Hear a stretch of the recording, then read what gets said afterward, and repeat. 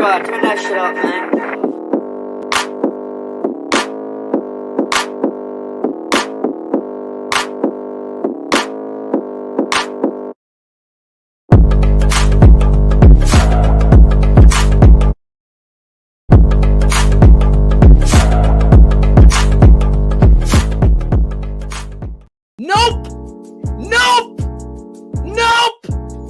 This is NFL Network. Hey, this is David Kaplan. Be at 20 for the Bears. Exactly, Greg. Oh my God! This is crazy. I am in heaven! What? If the dude's a fucking pussy. Concept-wise, his run game doesn't match with his pass game. This is Matt Waldman. This is only proof. This is Paige DeMacco, CEO of the Draft Network. Rasheed Davis, former Chicago Bears wide receiver. Hey, my name's Rashawn Whitfield, the footwork king. What's up, everybody? It's Ryan All here with the Chicago Bears. You're keeping it 100 with Shayne and Phil. Keeping it 100 with Phil and Shayne. You're listening to my guys Shayne and Phil on Keeping It 100.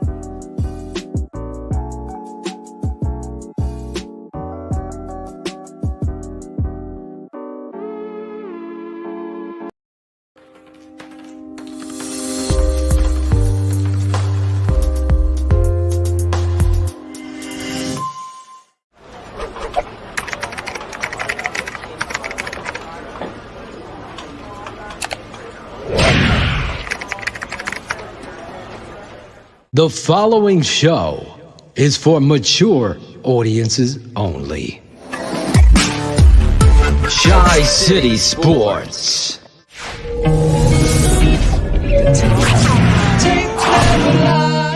Watch the tape, and when you see the tape, you know the tape doesn't lie, and the tape doesn't lie.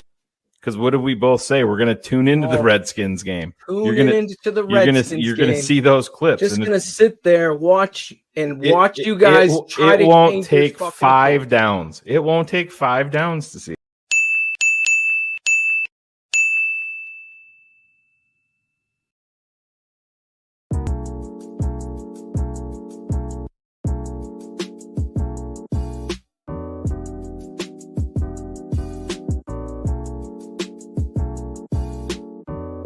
Now you're going to say, oh, we're just naggy haters. We just want to focus on the nag. No! The only thing you're giving on my plate is stupidity. So I'm calling out what it is. On Sunday night, the whys are going to be answered. All those questions are going to be answered. Are you prepared? See, that's when all of fucking these people's stats and contracts and extensions and numbers, jersey numbers and sales, ticket sales are up, Shayne. Oh boy, we're 98. All that shit goes out. And then the real fucking time comes when you fucking strap up, you put your hand in the dirt and you fire the fuck out. You got a center going backwards. You got people not knowing their assignments. And then you're going to sit there. Oh, I knew it all the time. I knew it all. No, you didn't. You fucking didn't. Your captain is the fucking guy on that offensive line that sets the fucking tone. Your captain is the quarterback that you know and everybody in that locker room knows is going to win you games. Your captain is that linebacker number 58 that's saying, I'm going to fucking destroy these motherfuckers. Like, that's the leader. It ain't Eddie Jackson. It's not. Pick the right fucking guy. It's Khalil Mack taking on triple teams and never complaining, Dan. That's your captains. Right there. I can name your fucking captains. It's Jason Peters, who's your best lineman as he walks in the motherfucking door. That's your captain. Everybody, every fucking youngin' is looking up at him. James Daniels might be the most talented. Jason's the captain. Understand how you could not have packages for him in there. You want to stress the defense. He's gonna give you that fucking option. I understand if Dalton is the fucking starter. You don't want to. There's not gonna. I don't expect there's just gonna be, the light goes off and all of a sudden you're like, holy shit, we have a savvy veteran quarterback back there. Now everything is falling into place. This is the Bears. We know how this is going to go. It's on national TV, prime time. So it's going to be even fucking worse. And then they're going to be the butt of every single fucking joke Monday morning. And then the calls for Fields are going to start. Andy Dalton's going to be irritated, all that shit. But I don't have the confidence in Matt Nagy that he'll do that. I really don't. Or he'll put Justin Fields out there and we're going to fucking show him, and he's going to fucking have him throw a shovel pass to JP Holtz on 3rd and 13. I was waiting for Justin. Something that we weren't used to. Like, wow, we got that motherfucker on our team. That's the guy that, goes to the other teams and we're like, wow, well, how come that never happens to us? Well, it actually happened. Right. And now the Bears are neutering that situation. And listen, when you take a 4th string, 5th string tight end in Jesper Horsted, and he's on a fucking press conference after the game of his life in the preseason versus the Titans, was it 107 yards or whatever he ended with? Yeah, 3 touchdowns. And they asked him, he goes, that was the power of Justin Fields. If he's saying that, what do you think guys like Khalil Mack and Akeem Hicks and Allen Robinson and David Montgomery are saying? Right. And Jason Peters and James Daniels and Cody. What do you think they're saying? I understand they're going to respect Andy Dalton. They're not going to dismiss him because these guys aren't like that. But they fucking listen. We had Shane Matthews on here, and I asked him specifically, when did you know with Cade McNown? He's like, it was fairly evident, like in the first few practices, his arm was not NFL caliber. Oh, unbelievably. I mean, it would move them a ton. It'd be interesting to see just how much, because it was interesting because as soon as Nagy made the announcement that Andy Dalton was starting, they basically pulled all the lines off the blocks. You couldn't even bet it because, that's, all the player props, they didn't know what was going to happen with Robinson. They didn't know what was going to happen with Montgomery. They didn't know how it was going to affect everything. For a long time there, I had trouble finding prop bets on the Bears just because of the uncertainty there. So, uncertainty is never a positive. The Bears offenses looked good coming out of the gate. Granted, it was against the Lions. That was last year. When they leaned on Montgomery, they fired off the blocks. Maybe they'll do that again, but it won't work as well against the Rams. But we'll see. Well, we've had you guys, you set the stage perfectly because I was gonna use this as my first example because you remember way back in May, right after the draft when we were feeling pretty good. That was the last time Vegas felt good about the Bears. Exactly. The May 5th, when a lot of the bets came out for the coming season, they had the Bears listed as 4-1 to win the North. That was back in the good old days when we thought Fields was the starter. We didn't know if Aaron Rodgers was going to play, all of that stuff. Everything was pointing up. Right. As of yesterday, when I picked up the sheets, we're 8-1. That's just to win the division. We've fallen from, we were 20-1 to win the NFC. Now we're 35-1. We were 40-1 to win the Super Bowl. Oh boy. Now we're 75-1.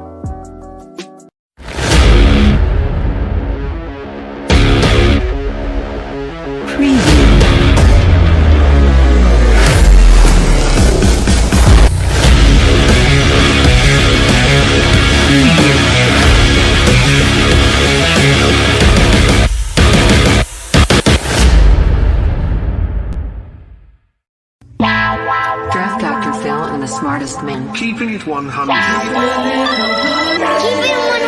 it 100. I was trading up. 100. Yes! What? Here it is! Just recorded. Just no consultation. Keeping it 100. The people drop off, but we still keep I know we need to run the ball more. I'm not an idiot. Keeping it 100. Keeping it 100. Keeping it 100, baby. Open competition. Keeping it 100. The smartest man. My Chicago Bears select Justin Fields, quarterback, Ohio State.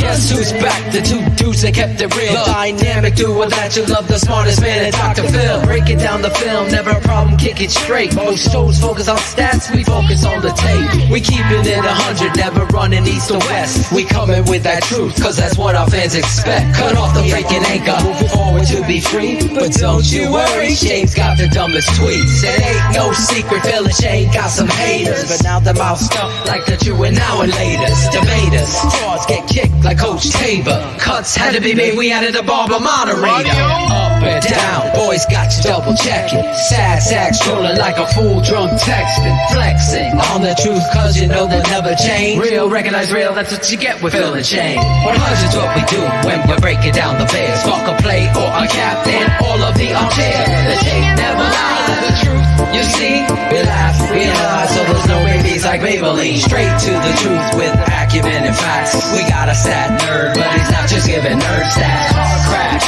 big impact like Max Sack. Every Wednesday night you got the smartest man and Phil back. Now we know you're smiling like a fat kid with fun day. We're back better than ever and we keeping it 100. Keeping it 100, baby. Keeping it 100. Draft Dr. Phil and the smartest Keeping it 100.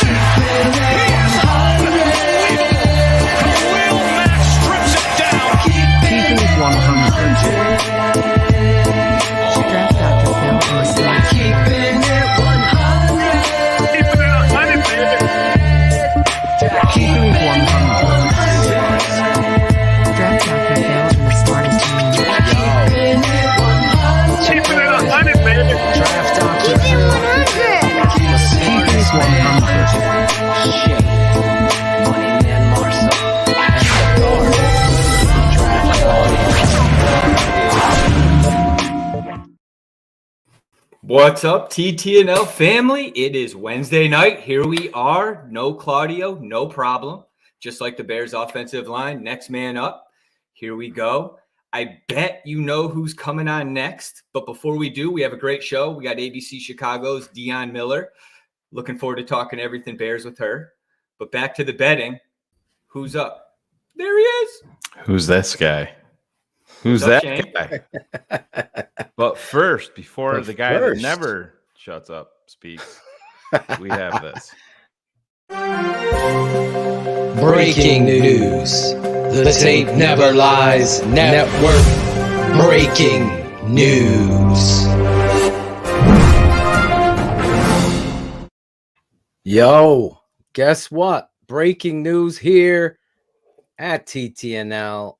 Your guys, we have another big time announcement at Keeping It 100 on the Tape Never Lies Network, brought to you by Shy City Sports. Yes, we got a brand new sponsor. If you're a gambler, you guys are in luck because you're going to be hearing a lot from this. BetUS is now proud to be a sponsor of this show, Keeping It 100 and the network, the TTNL network. BetUS is now sponsoring our show here. And I'm just going to tell you real quick, life is back if you're a sports bettor.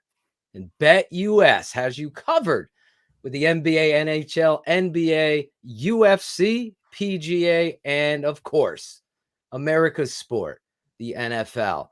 Betting lines will be up there, 27th year in live betting on all of that. Log in to betus.com, or you can even call for you old school chaps and gals. 1-800-792-3887. That's 1-800-792-3887. That spells out to 1-800-79-BET-US. BetUS for 125% off because you are a TTNL head. It giving you a bonus. Just put the code in, Shayne. Do you have that code? It's not in the league, the read. So what is it again? Shy City 125. Shy City, Shy as in CHI City 125. And you're gonna get 125% bonus. So if you're putting in $100, you're going to get 25% more on your bet. So if you're putting in that code Shy City 125, you're getting it. So customer service pros are ready to either take your phone call. Social and online sports betting kickoff started now. Play with the proven mainstay in the industry. That's BetUS. You bet. You win, you get paid. It's betus.com. So BetUS, Shayne, sponsoring the show right there. Shy City 125. You're going to get a 125% bonus. We're going to be talking about their lines and everything. So obviously, when we do our bold prediction segment, will be brought to you now by BetUS. And one thing, they did usher a challenge because they said, what is this 100 crew that we're hearing about? Yes. So they want to see the full force of the 100 crew and if it's bullshit or not. Phil and I got a chance to talk to them, and we told them that we know our crew will come out in full force. So head over there, sign up, use that code Shy City 125, and show them the full force of the TTNL 100 crew. Yeah, sponsors understand the whys. We're trying to understand. Let's throw curls. Yes, the curls, all of that on this network. I told Shayne I'm going to start off the show with my way. I used to take to the stage and rock the mic. I used to go on stage on Friday nights and run the football. I used to punt return. I used to just do it when the spotlight is on. And just like Shayne said, I expect the 100 crew to step up to the BetUS challenge and show those guys what we're about. The Hundo crew. If you're a gambler, you're going to get a bonus. There's actually later in the show, I'm going to give you more. I'm going to give you a 200% bonus. So whatever you put in, you're getting 200% more. I don't know the math of that. So if it's 100, you got 300 is my guess. I could be wrong, but that's the reality of what we do at this network. Speaking of this network, I'm going to take my shot like I've done many times. I'm going to pat this network on the back. As you saw Shayne in the open, taking his shot, calling Leno out, and it came to fruition. Yep. For 2.5 years, I said David Montgomery's an elite back, and no one else did. Nobody. Don't fucking tell me you did. You didn't have a fucking podcast. You didn't have a fucking blog. We started this network. I had people telling me David Montgomery sucks. He can't even read the line of scrimmage, Nick. Can't even hit the hole, Nick. Not enough speed not to score afraid. touchdowns in the Not NFL. enough speed to score. Every fucking thing motivated that young man because none of it was fucking true.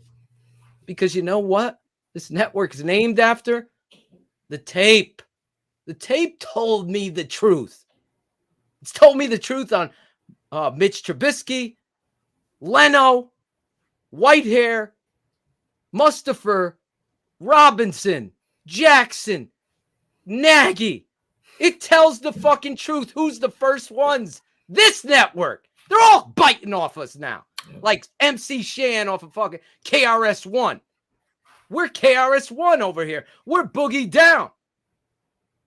We ain't from the Bronx. But I'll tell you this. The reality is keep biting on us. We thought it was only sports mockery, Shayne said.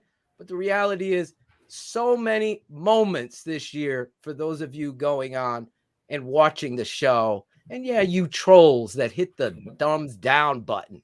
I don't give two shits. You know why? I'm confident because I do the work. I don't care about fucking causing likes and all this. I just want the truth. I want this to change.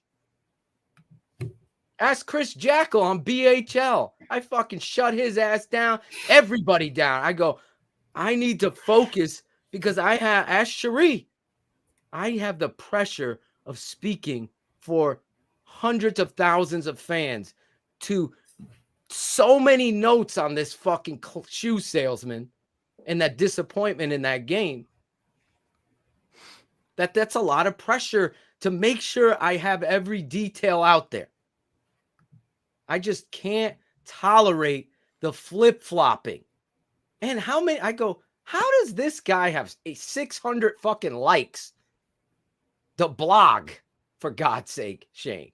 I go, how does this even, like, this guy told you Justin Fields will ruin a franchise, and you're still following that kind of person? It's like, I have no hope for society. We're still going to follow people that lie and don't do the work. It just goes to show you, Phil, we run into this so much. You know, when he sent out that tweet, it was after Justin Fields threw a bad ball and they got picked off. I think they were, I don't know if it was the Northwestern game, maybe. But that's what you see a bad pass. So now you just you judge the guy's career. It's like you saw the groundswell of idiocy on Twitter today. People saying that Khalil Mack's not good. Oh my God. Just admit that you're a stat scout and your only concern is sack numbers. Yeah. That's it. That's fine. 99% of people are like that. That's fine. But just admit it. You can't analyze football talent. If you, with a straight face, say that Khalil Mack is not a good football player, then you're fucking lost. Lost. We've showed you time and time again what this guy, take him off the defense. Watch what happens. Just watch. It's I totally, fuck exactly. I totally love that. Again, this show is called Keeping It 100. Am I lying? I need somebody. Can you play the church organ? If you can, please DM me because I want you on the show. Because just go to you during rant. Yeah. Just go right into him. Get the fucking church organ going when I'm about to rant. Because the reality is, people steal shit from Shayne, myself, and I have H.L. Priest, Funkster Jones, Ivan Vargas, Alex Acevedo, and a few other loudmouths that aren't afraid to say, you fucking took that shit. Yep. You took that shit from Phil. And I'm sure Steph Froylan, there's a bunch of Brandon. We talked about it today. You do have to give Sports Mockery some credit, Phil, because they are first in something. They're the first people that steal our shit. So they were first in line for all of that. So at least they're consistent. Yeah, Lambert's sitting there, in his recliner. He's got us up on YouTube watching Keeping It 100, taking notes, and you'll see the articles tomorrow morning. You shouldn't focus on just stat numbers with Khalil Mack. Sports Mockery, breaking news. Thanks, Eric. Okay. Let me say this about Khalil Mack, too. It's like when you're watching tape, and I would say, Shayne, I'm not joking, about 75% of you found this network through my video series at the time. The Tape Never Lies with Draft Dr. Phil's The Tape, blah, blah, blah. And there I exposed the truth of Khalil Mack, Leno, and you know the story. And I've had so many positive reactions to you saying, dude, I didn't even know. I didn't even know Khalil was dealing with that. I didn't know how bad Charles Leno was. I didn't know how good David Montgomery was until I watched the tape, because I'm sitting there listening to Adam Johns talk about David Montgomery like he's average 2 months ago. Now he's an elite back. Now the offense goes, where have you heard this shit from? Yeah, it only took him one nationally televised game this season be like, oh, he's pretty fucking good. Thank you, Mike. I'm asking our fans to step up and call out the truth. It's like, yo, I have to do it because that's the role I have to play now.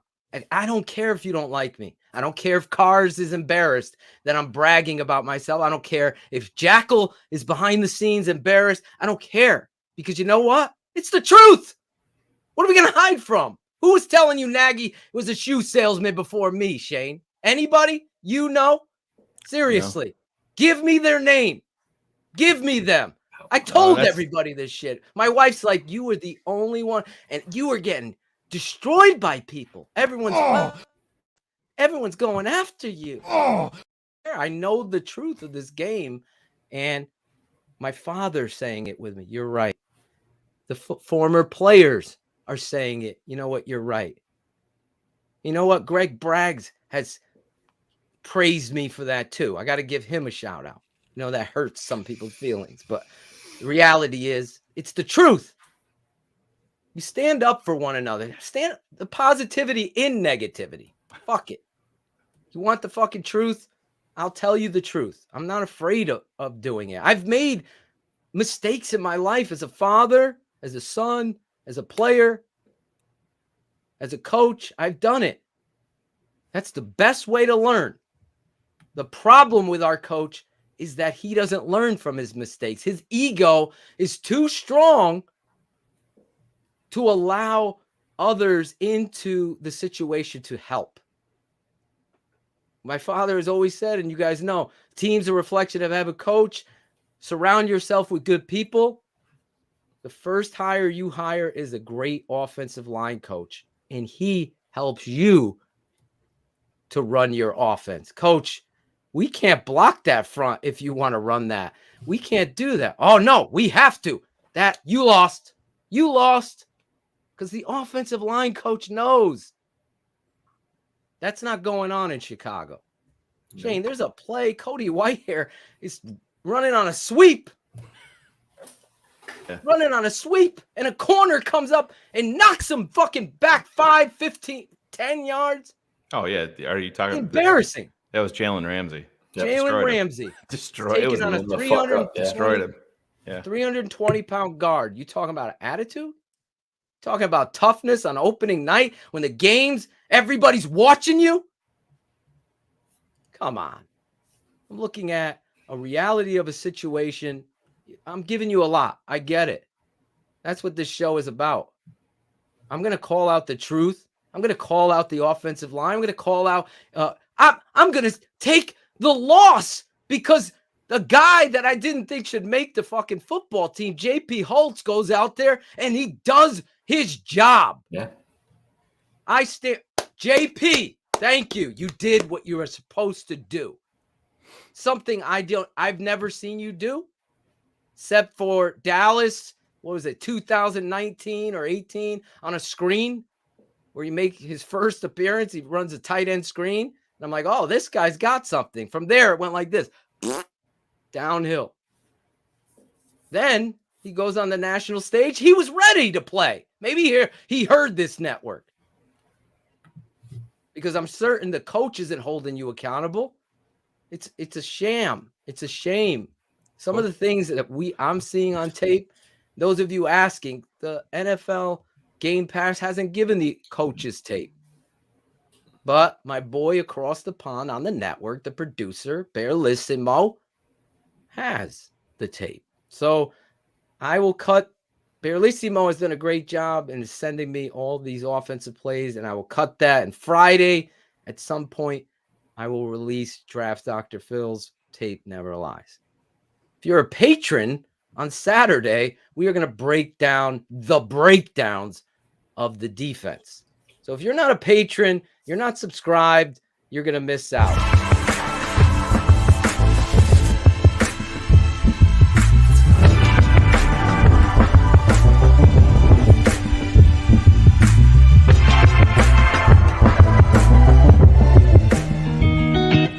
The tape never lies. Tape never lies. The tape never lies. Tape never lies. The tape never.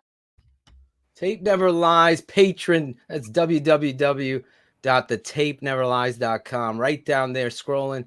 Become a patron.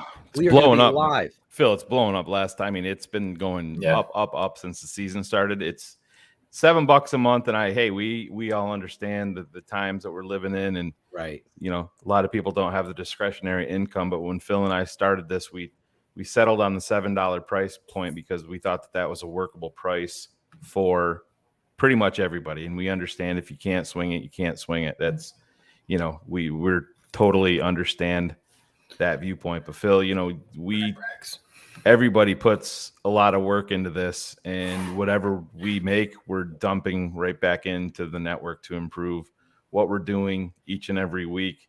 I think there's still a lot of people out there that don't realize that Phil and I have full-time jobs away from this, and we have families, and Phil's got 4 kids. I have 2 kids.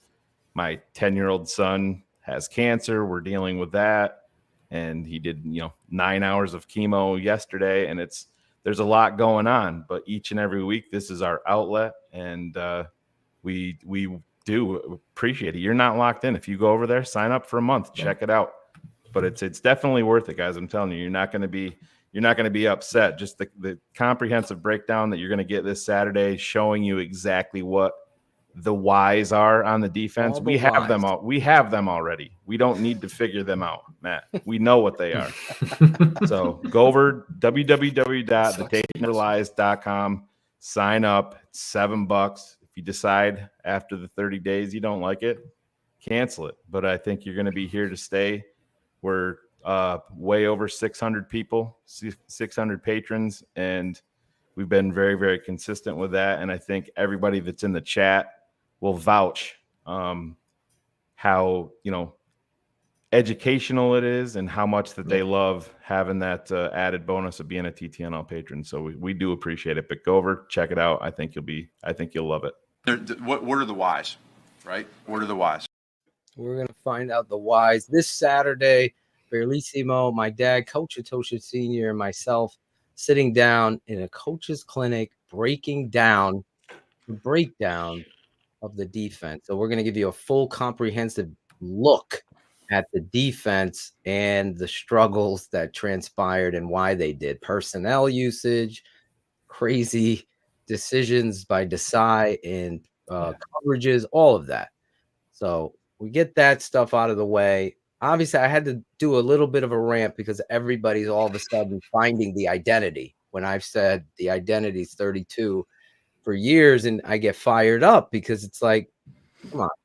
At some point, you got to give credit where credit is due. I know Kenneth Davis has been immensely supportive of us and this network. Sean, Sierra, all of those guys have gone out of their way to say, you know what, TTNL, you guys do the homework. You break it down and you put your mouth and the money where it is on the tape and show why the use of personnel and why these decisions that Matt Nagy, and you've been calling him out for 4 years now in his preparedness, in his accountability, and in his theatrics, or what I call the corporate bears. The corporate, let's use all of these corporate words that me and Shayne hear in our day jobs that try to make us think in almost like a cult. I'm like, collaboration. Collaboration? Are you kidding me? Let's talk about football. Anyway, I'm so excited because tonight I vented. We got a new sponsor here, Bet US, here at the TTNL. Shout out to them for supporting us. Obviously, Manscaped as well. I'm not going to leave our sponsors out. We got to shout them out. But tonight, a friend of mine, Greg Braggs and Kenneth Davis. Who's Greg Braggs? Chris Zorich, former Chicago Bear, that's on this network now. All of them were just speaking so highly about this guest. And you guys see her. We are very critical of the beat writers, as our guy Mark Grody could tell you, and Zach Pearson and all of them. They know us because we're infamous. But I have never, and I'm keeping it 100 like the show, I've never had a complaint about our next guest. And we are going to introduce her in the way that we do here. And honestly, in the way that she deserves, because, it's Dionne's world. And the Bears need to start listening to Dionne, in my opinion. We're going to be talking a lot of Chicago Bears. Get your questions for Dionne in the chat. She's ABC7 Chicago's Dionne Miller. After the debacle we witnessed on Sunday Night Football versus the Rams, we could use someone to brighten up the TTNL studios. So we made a call, and we're bringing in the best TTNL fans. This lady has found the whys. She knows them, just like most of us do. And we didn't even need to collaborate about it. Bears fans, get up out your seats and let's give a proper TTNL welcome to ABC7 Chicago's very own Dionne Miller.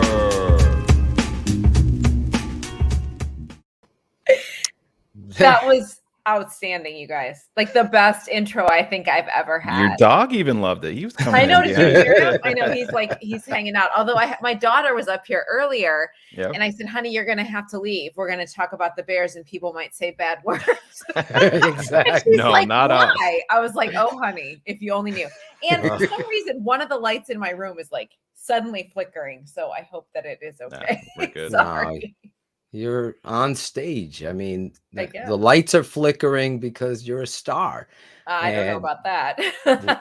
Well, you got the star treatment tonight because you deserved it. I hope I will text the intro over to you. Please as we do. That was Yeah, outstanding. I might play that randomly whenever I'm like, When before you, you walk into ask a Hallis Hall, just question, put your Whenever iPhone up I in there and play it. Dionne's here. Do you think Nagy would appreciate that? Do you think he'd like it if I did that? Or Honestly, you guys, who cares you at this nailed point it, what he though. thinks, right? Here's what I'm going to say. You nailed it because I'm so sick of being asked, what are the whys? Like, we're going to figure out the whys. Like, dude, what? Like, no other head football coach in the NFL is asking these questions. Like, no one. I mean, I've never heard anybody else say those things. So I don't get it. I don't know. And I feel like we're talking in circles. And I've come to the point where I don't believe anything that comes out of his mouth, which I don't like feeling that way. Right. Dionne, this is a segment that we usually do later, but I'm going to blow it up because I just want to. This blurb that I'm going to put up on the screen is from a CNBC business article. Okay. I'm just going to read it real quick. And you tell me if everybody at Hallis Hall read this and this is what they've been doing. And this is eerie. Listen to this. Okay. When organizations or teams focus too much on collaboration, individuals can become focused on what they need to get done. They don't take time to acknowledge others' past efforts. They fixate on the what and miss the importance of discussing the why, which is essential to ensuring that the work has purpose and meaning. Mm-hmm. Does it look like maybe Ted Phillips read that in his magazine one day and said, this is what we have to do. This is the shit that we have to force feed the Bears fans. Yes. The whys. The whys. We're going to figure out the whys. Well, I need to know the whys. And what I've been hearing just in the last couple of days about that, some of the plays that Nagy was questioned about after the game and his hem-hawing and being like, well, I don't know. I'll have to look at the tape and Yeah. He isn't watching the defense. I don't think. Because he's not. So focused on being the play caller and being the one to call the shots and fixing the offense that needs so much. And he's not this offensive guru, guys. Like I want him to be, but I don't think that he is. And I think he's almost trying too hard to do that to the detriment of being head coach. I've been a head coach. My father, the first time I've gotten the pleasure to meet you. So I'm so happy to do it. All of these people that I love, and I say that truthfully, I love them all, love you. So to get us together finally, I know they're all watching. So I'm happy. My father is a Hall of Fame football coach here in Connecticut. Wow. So I apologize for all the miscues on time. With us, okay. It's so crazy. We'll tell that story later when you leave. But yeah, as a football coach, you have the responsibility to see the actual plays and players that are playing for you.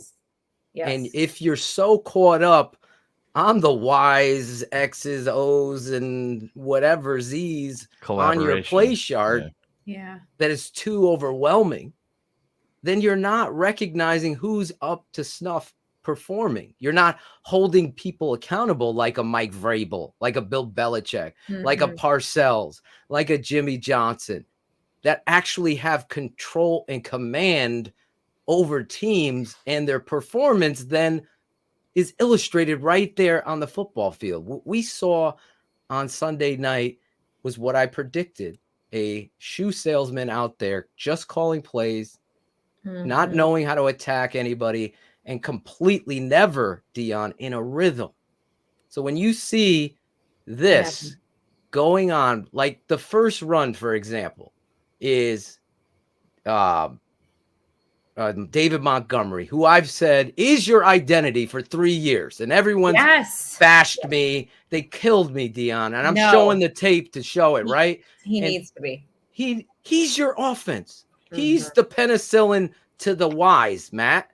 So to see the 41-yard gain, Dionne, and I think somebody did from the beat, asked him, why are you pulling him out of the game at that point? Right. That's the concern for me. What do you think his relationship is with the running game, and why is it such a bad marriage for him? I don't know. I don't know if he has this vision. This is my fear with Matt Nagy. My fear is that he has this vision based on his experience with Kansas City. And so everything is filtered through that and what worked there. And he's not good at deviating from that. Even going into the play calling, I feel like he's got a script, and it's not be you and flow with the game. This is the play that's being called, and I'm going to go that way, whether the play before dictates that I do something different or not. I think that is part of it. And then I think about, as you're talking, I'm like, okay, so what happened in 2018? What made him coach of the year?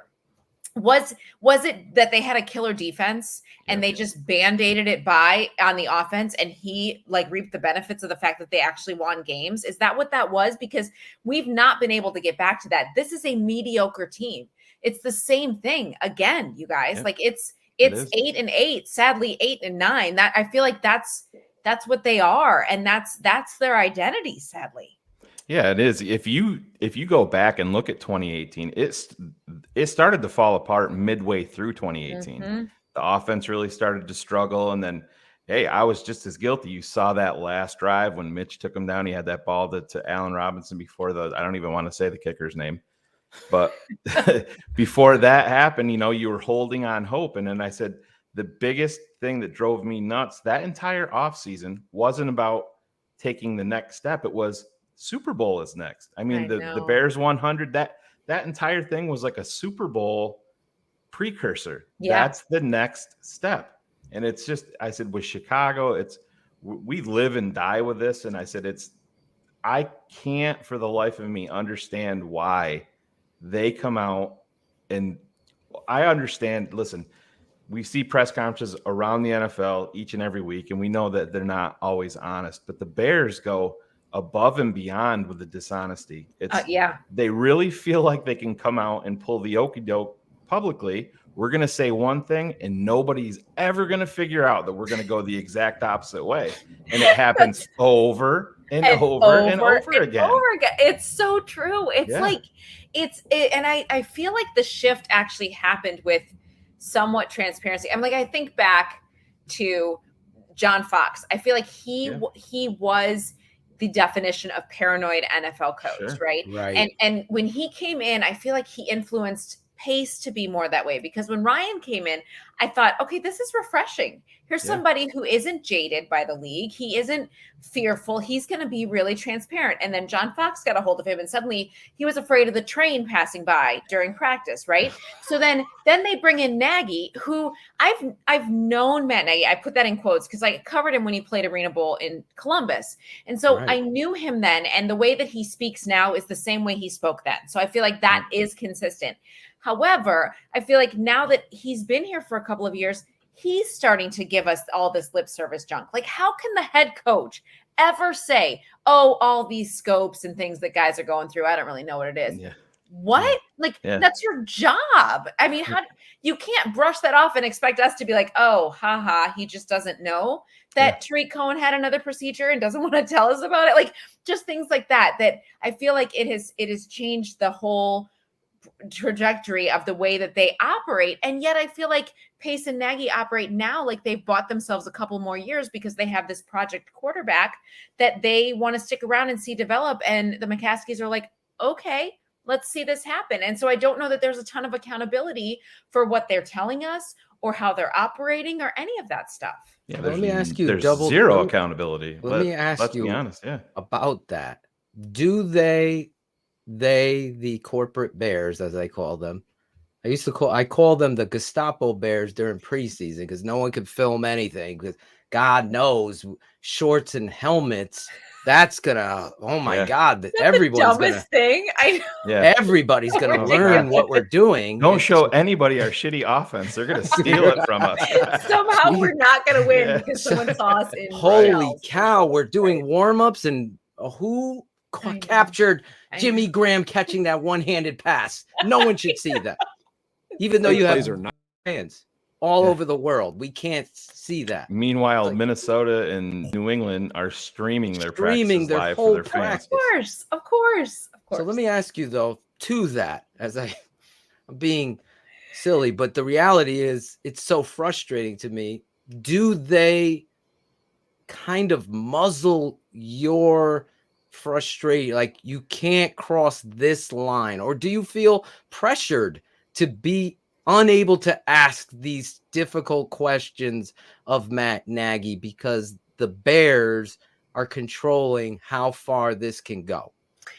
A little part of me says yes, because and the pandemic made it worse to the point where they can control everything we get. We all get the same thing, guys. And that is, as a reporter, as somebody who wants to dig and wants to ask questions and wants to hold guys accountable, you can't do that when they're bringing only one defensive player to the podium after a game, right? Like you can't, it's different now. We can't go in the locker room and point at Eddie Jackson and say, what the heck's going on, right? So they control that to a point. But I also feel like in pressers, we are able now, especially now that we're in person and not only allowed to ask one question like we did on Zoom, that we are able to kind of ask somewhat of the tougher question, but we also know that you're going to get the better answers if you kind of give them that ability to say the message they want to get out.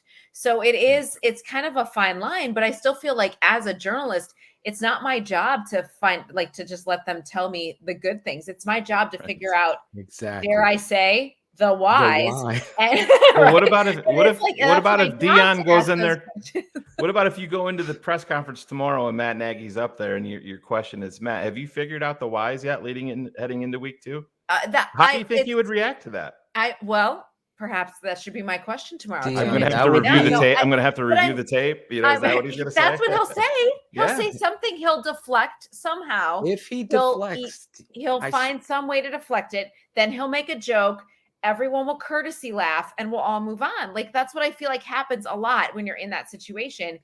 Although I will say that a lot of reporters and writers that I know, we're getting frustrated and we want to ask more pointed questions because we know our access is so limited. And so we want to push them a little bit more because we're hearing and seeing the same things again and again, and nothing's changing. So explain, dig deeper. I mean, who doesn't love Mark Potash, right? Like he asked to me the best, I'd love to just sit there and watch him needle somebody, not because he's not malicious in any way. He's just he's just asking the right question. It's unfair to us, Dionne, that they do that to you. Yeah. Because it should be you tomorrow saying that. And this is the reality of why you should ask about the whys. Because Matt Nagy said, hey, as I told you guys, it takes 4 years to learn my offense. Right. So we're here now. But he forgot to tell everybody that Cody Whitehair is the only one here for those 4 years. He might have meant it's going to take him 4 years to learn his offense, right? No, I mean, that's the thing. And then for him to say, I feel like we're right there. Yeah. Matt, how can you say that when you've got 2 brand new quarterbacks who haven't been in the system for 4 years? Andy Dalton is a veteran. I'm sure you guys have heard this before. You saw it at practice. Andy Dalton is a confident, experienced, decisive quarterback that the Bears have not had in maybe ever, right? Whether he makes the right play or not, there is no hesitation. We're figuring out how he gets in and out of the huddle. There's none of the stuff they said with Mitch, right? Like it was an instant upgrade at quarterback. Okay. Like that. So I feel like that wipes that out as far as that goes. But for Nagy to say it takes that long to get his offense going and we're just on the cusp of that. And then to see what we did on Sunday night is kind of like, okay, well, what's the common denominator in all this stuff that hasn't worked? Yeah. It's Nagy. It's you, him. Man. And so is he the why? Is he the why it's not working? And that's what Olin Kreutz was on with us. He goes, guys, I got it figured out. I'm going to buy a huge mirror and I'm going to put the why on it, and I'm going to walk into Hallis Hall, and I'm going to present it to Matt Nagy and Ryan Pace. And there's your answer. As long as I can be there when this happens. Yeah, that's all I'm exactly. saying. I will love you for life if you ask, Matt, have we figured out the whys? I think every fan in here will I don't think freaking that's have a parade. actually, I don't think that's unprofessional at all. I don't think either. No, I don't either, because I take a lot of time to kind of listen and then re-listen to things before I go back in, especially because, I actually do have off days. So some days I don't hear absolutely everything he says, but he spoke last time on Monday, hasn't spoken since then. And those were the things he said, right? We're going to figure out the whys. So I feel like that's a legit question when we go in there tomorrow. I do too. And see what he has to say. What are the whys, right? What are the whys? And so when we all understand what the whys are, whatever that is. I'm telling you, how stupid is that? Thank you. There's my father. It is dumb. It's so dumb. It's so dumb.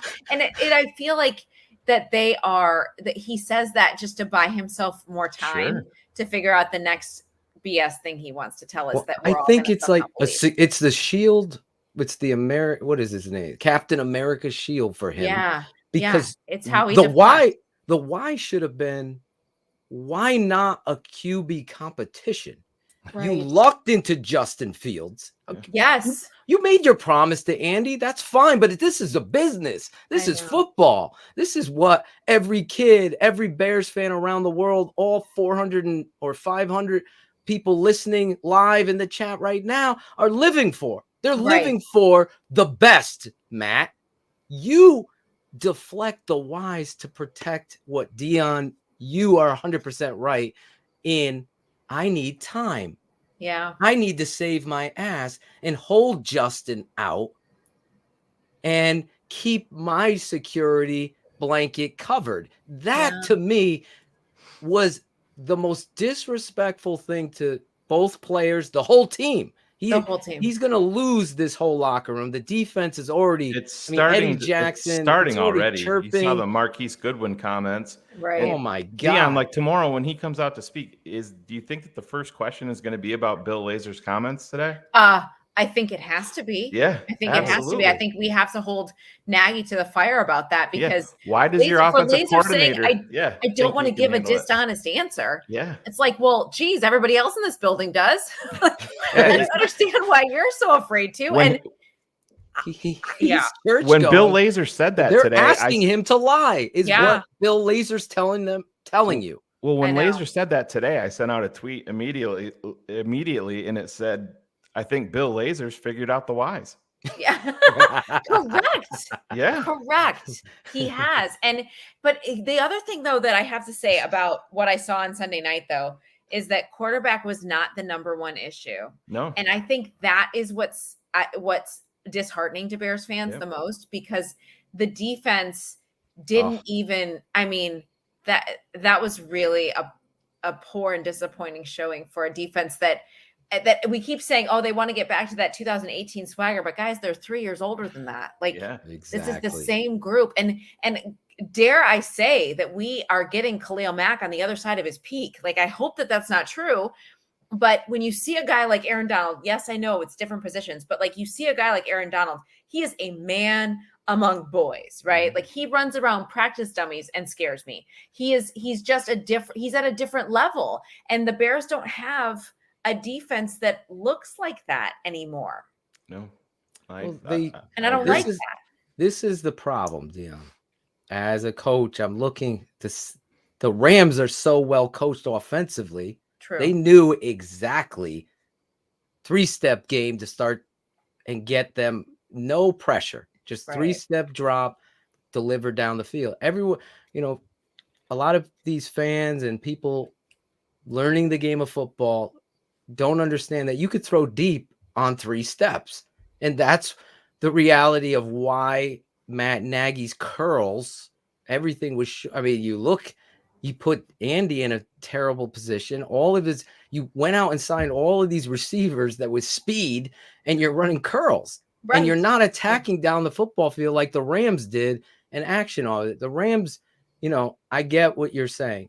But Khalil, I think, is put in a precarious situation because you could take away him by doing those 3-step games. And if you look at the tape, which I've done, again, later they went to action 7-step drops, and they're conscious about Khalil and they're conscious about Akeem. But again, you're getting out coached, and really the blame is in the secondary. Yes. The nickel corner was completely just overwhelmed. That whole thing I got to get into with tonight, but this guy Eddie Jackson has What's been going on, guys? the biggest. We're asking you, like, you're around this guy, to your truth here. This guy got paid. Yeah. And all of a sudden there's video of him talking to these young guys. Don't worry about tackling. Don't worry. Get the ball. Well, you need to start worrying about tackling. Yeah. Because he's out there missing tackles all over the field.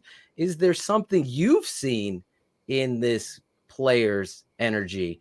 Like, to your point, they're not sending Eddie out there to speak to the media. Mr. highest paid safety in the league, he's not getting asked to come out there to speak to you. So is there something you've seen with Eddie? Is this just a guy that got paid and doesn't care?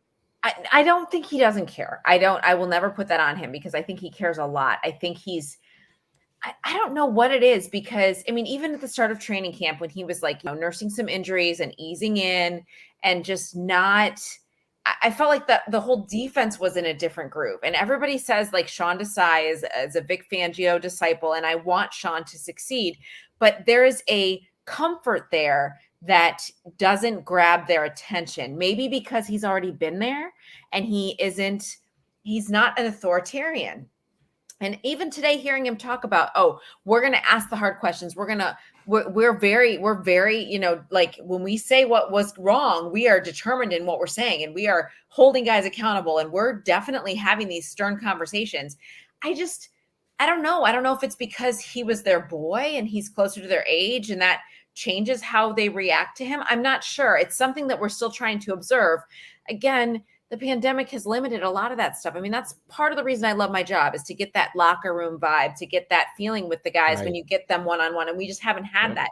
So it's hard. I mean, half the team from last year that was new, we never saw in person until training camp this year, right? So it's hard to get a real feel for what these guys are, how they're interacting with each other. And I think that would be very telling if we could get just a little bit closer, because what we've seen of Eddie has been the same thing he's always shown us. Right. And yet it's not, that's at least off the field, but on the field, he's not the same, and something is different. And I'm not sure. But they shuffle to Sean Gibson out there, and Gibson actually takes ownership and accountability. And here's this guy that's the highest paid, shit talking. Hey, we finally got a real quarterback. How about we finally get a real safety, a leader who actually puts football first and tackling, make that a priority. I've been around. I want to see this guy be in the face of Dionne Miller and answer these. No, seriously. Yeah. It is such, think about this. Khalil Mack gets so much shit, but when you look at the tape, the guy's getting triple team, held, trapped, getting chopped at, and you got fans that are just going to bury the guy.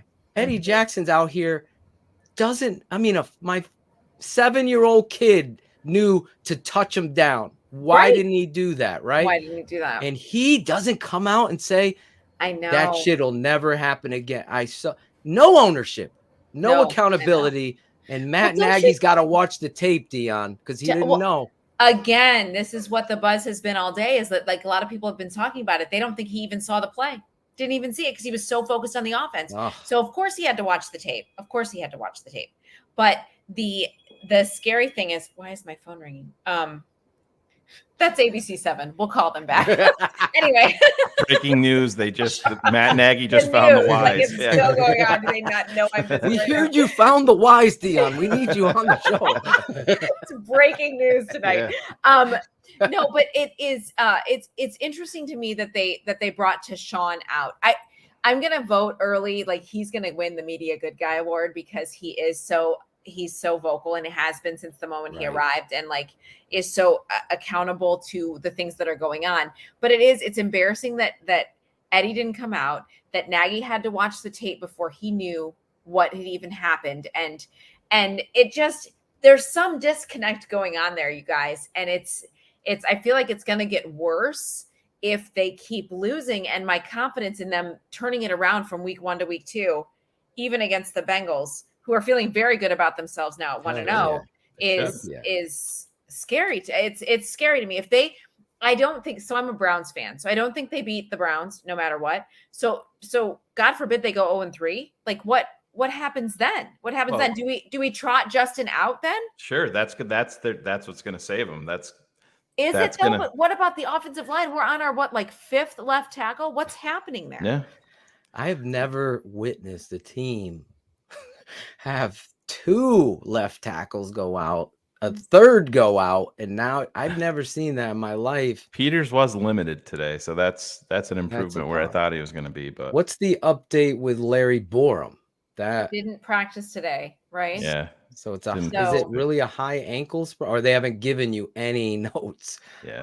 Come on, guys. At this point, it's going to be Wednesday because after Tevin Jenkins went out, which I'm still disappointed about that, because when they drafted him, I thought, okay, here's a nasty O lineman. And I have a thing for O lineman anyway. I just dig that whole mentality of being in the trenches. And I love it.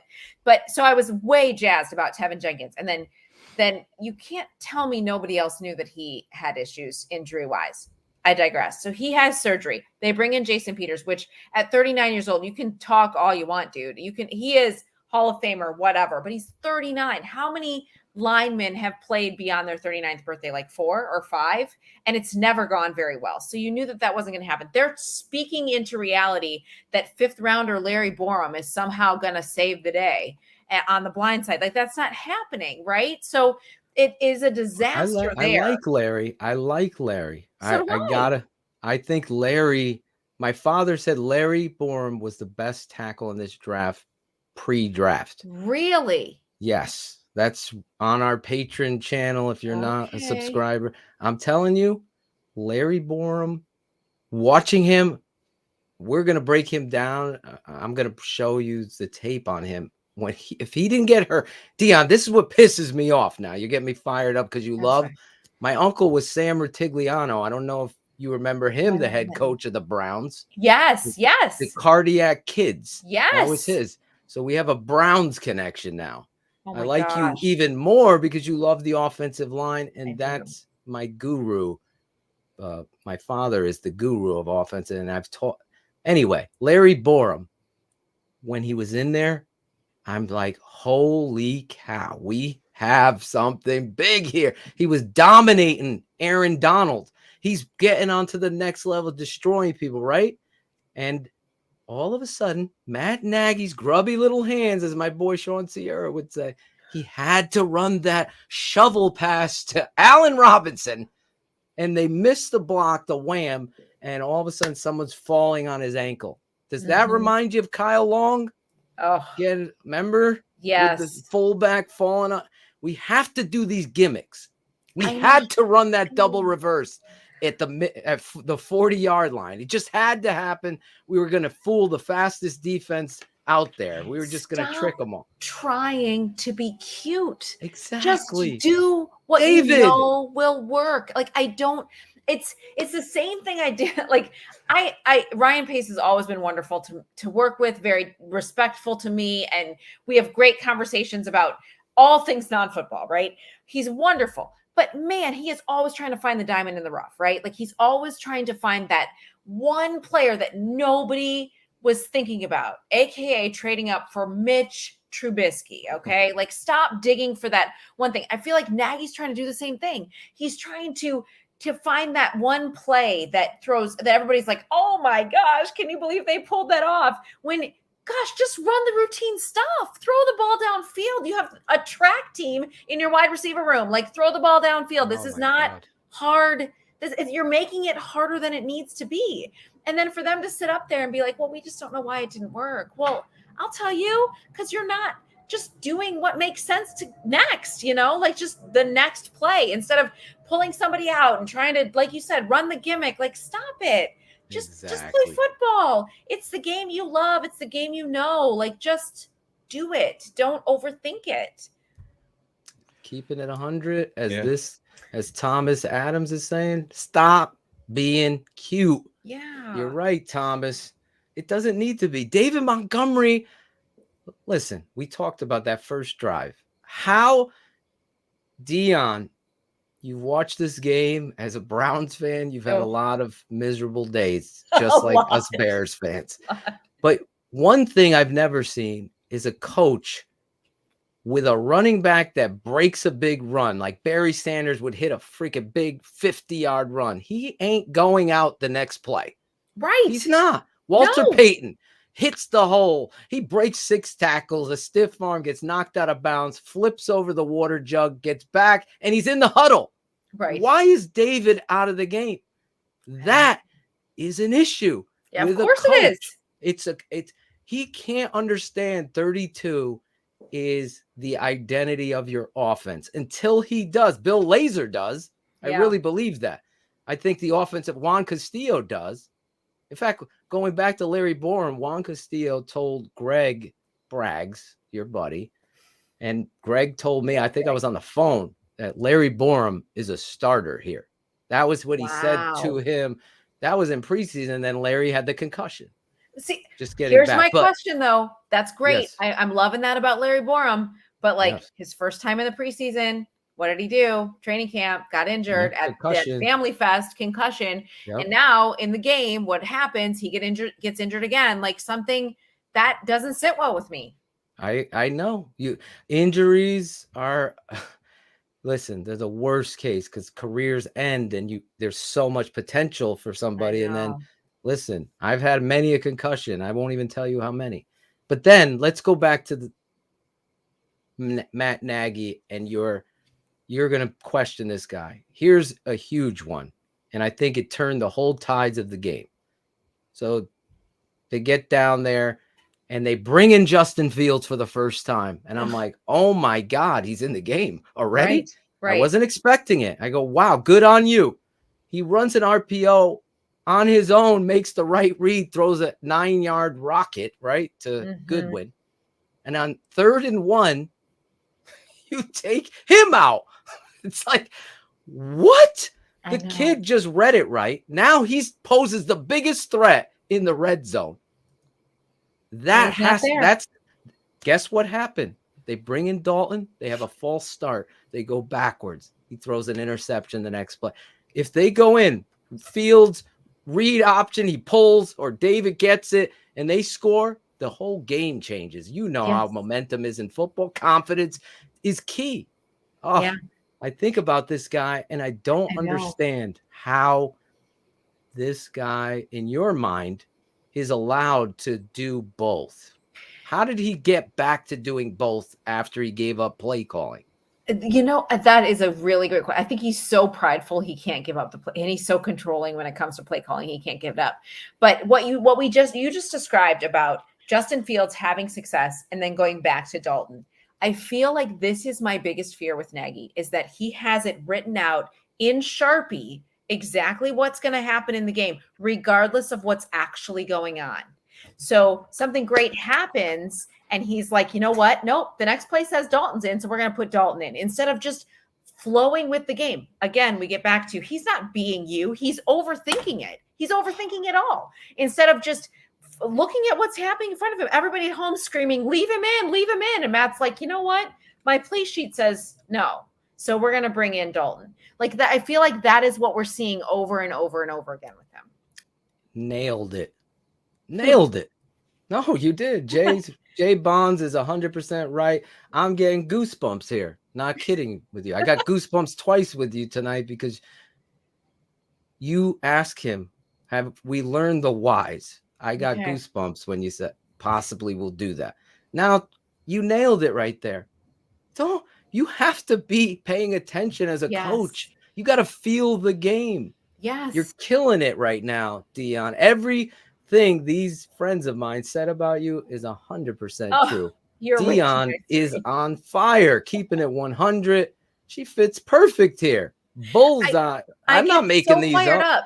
They make me so mad. Like I get so fired up and I feel like I walk away And every time we have a press conference and, you know, we all smile and I mean, we're respectful and stuff, but you walk away and you're like, wow, they didn't say anything. Like they don't tell us anything. And they just expect us to kind of roll with it and roll into the next game. I feel like they operate like they aren't feeling the pressure that from the outside we think they should be feeling, especially Nagy. I feel like he operates like I know my job is safe.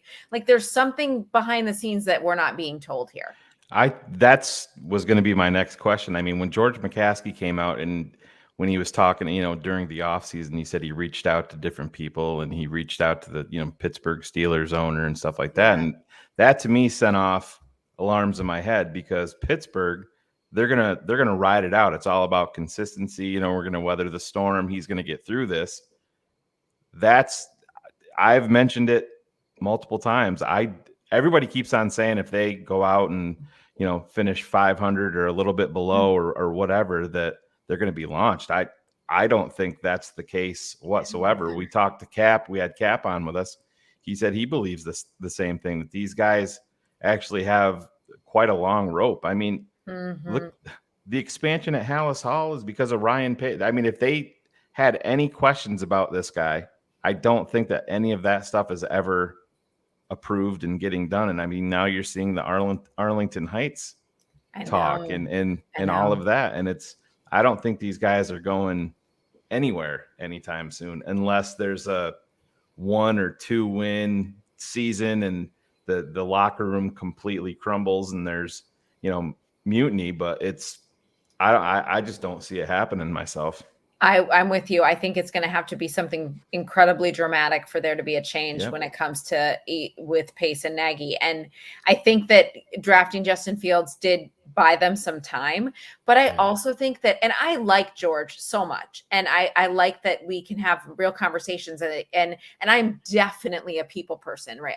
I like good personalities, and I like feeling like I know people and I care about people, and I get that this is a sport and it's fun, but you care about people and who they are and their families, and I feel like that's the McCaskey way, right? Like they really want to invest in people, and almost to their detriment at this point. Like now it's like, okay, well, that's great and all, and we can be cute, but we are a charter franchise in the NFL. Like exactly, that's great, that's kumbaya, I love it. You can be friends with each other, but gosh, they're not going to win. And that's what it's all about. So somewhere along the line, you have to say enough is enough. We have to make a change here. And I mean, I kind of feel like Ted needs to go too, right? So definitely. He's got to go first and foremost. Yeah, he's the first one. Maybe the first one, right? Yeah. Exactly. I mean, maybe Goonies, you move ship. Yeah, you move Pace up to a different role, or you can keep guys around. I don't know. I feel like remember Tressman? Oh God. Yes, we all remember Tressman. But remember, like when they brought him in, they thought he was going to be this great quarterback guru, whatever. Yeah. He was a good offensive coordinator and he was a good people person. That was the extent of it. So don't stretch his limits. Is that Nagy? Like, is he better suited in like not in the head coaching role? And could they possibly see that in time to salvage the talent that they do have and like set them up for success in a different way? I don't know. I think you just hope that they're seeing beyond the immediate when it comes to those guys. I think we had probably one of the worst experiences as fans when they had that post-season collaboration over and over presser. Right. And it was a disgrace to the fans and everybody when Ted Phillips chose to open his mouth and say, we are the envy. Our culture here is the envy of the NFL, when it completely is a bold-faced lie. It's an embarrassment. And then they lucked into Justin Fields, which changed the whole energy for all of us too. Yeah. That finally there was hope. Yes. But again, the business decisions, we say performance over politics here. The Bears put politics first. That's what they did with starting Andy, or not having an open competition and playing your guys instead of bubble wrapping all these starters. How is Duke Shelley playing nickel all preseason? Then all of a sudden he's gone. Active on week 1. Like, what is that about? Exactly. This dude comes in, what's his name? 23 and Marquis Yeah, Christian, Marquis and he Christian. was awful. He Yeah. was awful, and it affected the game. Yes. But you gave all these reps are important, guys, but not for Justin. We don't want a competition. We didn't promise Andy Dalton, but I did tell him he'll be the starter. There's so many lies. There's so many lies. And it's the unbelievable. politics. It's so unfortunate. So I ask you this, with all of that said, Akeem Hicks, he's talking in the media finally. Do you think he's doing that to get the deal, or is it something that he wants to be and they want? Is there a mutual respect there for him? Because albeit he really did go out and have that kind of energy that you want, despite the penalty. Yes. A lot of people, but he did show pride and passion on the tape. What are your thoughts on Akeem Hicks staying, going, or is this just politics again? Well, again, my feeling for linemen, I have always loved Akeem, right? Like, I like the way he plays. I like the way he interact. He was the first one to volunteer to talk to us in the locker room all the time. Like, I looked forward to talking to him. He had insightful things to say. He was fun. He was entertaining. He didn't mind owning up to things that went wrong. And he would stand there and say, no, we're not going to tolerate this, and move on. And then his silence was so startling, I felt like, with the media, that it was interesting to hear his comments last night, because he's like, no, I don't have a problem. And okay, where you been for 9 months then, dude? Like, what? That's really weird. But yet I remember during training camp, he came out one day, he was getting some treatment and came out late, and Pace was out there, and they immediately start interacting with each other. And you could tell they were laughing and having a good time. And then they almost, I have a hard time believing anything they say, but they almost spoke it into reality that Akeem's in a great place. Don't worry, guys. Everything's fine. And I think he plays that way, but I don't know that that's real. I do believe him when he says, I would like to retire, but I believe he wants to stay here. I truly do. Okay. Is it just about the deal? I'm not sure. Is there more going on? I'm not sure. I go back to, we aren't close enough anymore to know anything inside of what is put out there, by them. So I don't know. I'm not totally sure, but I think he wants to stay. I think it's good for the Bears if he does. I think he's such a powerful voice in the locker room and as a representative for that defense, that I feel like they need someone like that, especially right now as they're transitioning with Desai. I feel like he can be really, really powerful in this moment. I agree. Dionne, I brought it up just a little bit earlier. This is going to get away from all of the negativity surrounding Matt Nagy and the quarterback situation, but Arlington Heights, what's your stance on that? Are you expecting that? I mean, it really seems like this is the precursor to the move there. I mean, with the sponsors and, trying to secure that land out there. But have you heard anything, or what are you expecting just being around it a little bit? The only thing I've really heard is that it is not necessarily from like the people who are making that decision, but from the outside, that there are a lot of things about it that make sense. Sure. And the fact that this charter franchise in the NFL doesn't actually own and control their own stadium is kind of mind-boggling. And then you see what they got, the place they got to play in this weekend. I mean, I mean, that is a palace. I mean, it's so light years ahead of where the Bears are, that I feel like there's even more of an appeal to say, okay, we're going to go out and do something on our own. And it isn't that crazy. The only reason that everybody kind of freaks out a little bit is because it's different and change. And we're a people that are not good with a big change like that. Right.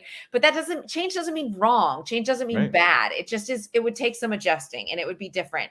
But I think there would be such buildup to that becoming reality that people would be able to get on board once they saw exactly what something like that would look like, and how accommodating that would be for the fans, and how welcoming it would be for the fans, and how much easier it would be to get to and in and out of, and the amount of tailgating, and and even the condition of the field would be different, right? Like we wouldn't be talking about the Park District. We'd be talking about the Bears hiring people to make sure that this is the way that Kanye wouldn't bring his home.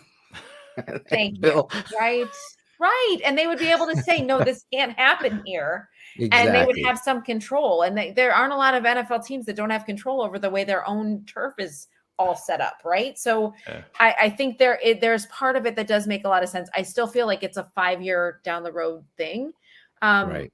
Maybe I'm wrong, but based on what I'm hearing, I feel like this is just kind of a little bit of feeling it out. Let's see how people respond. And again, I think the overreaction was just because it's different, but I don't necessarily think that's wrong. I really don't.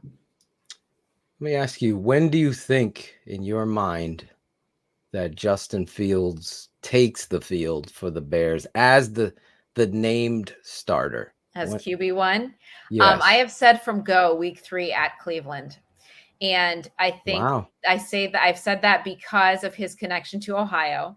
And I feel like that would be a big stage for him, but not at home. So the pressure would be a little bit different. And I feel like that gave Dalton his start.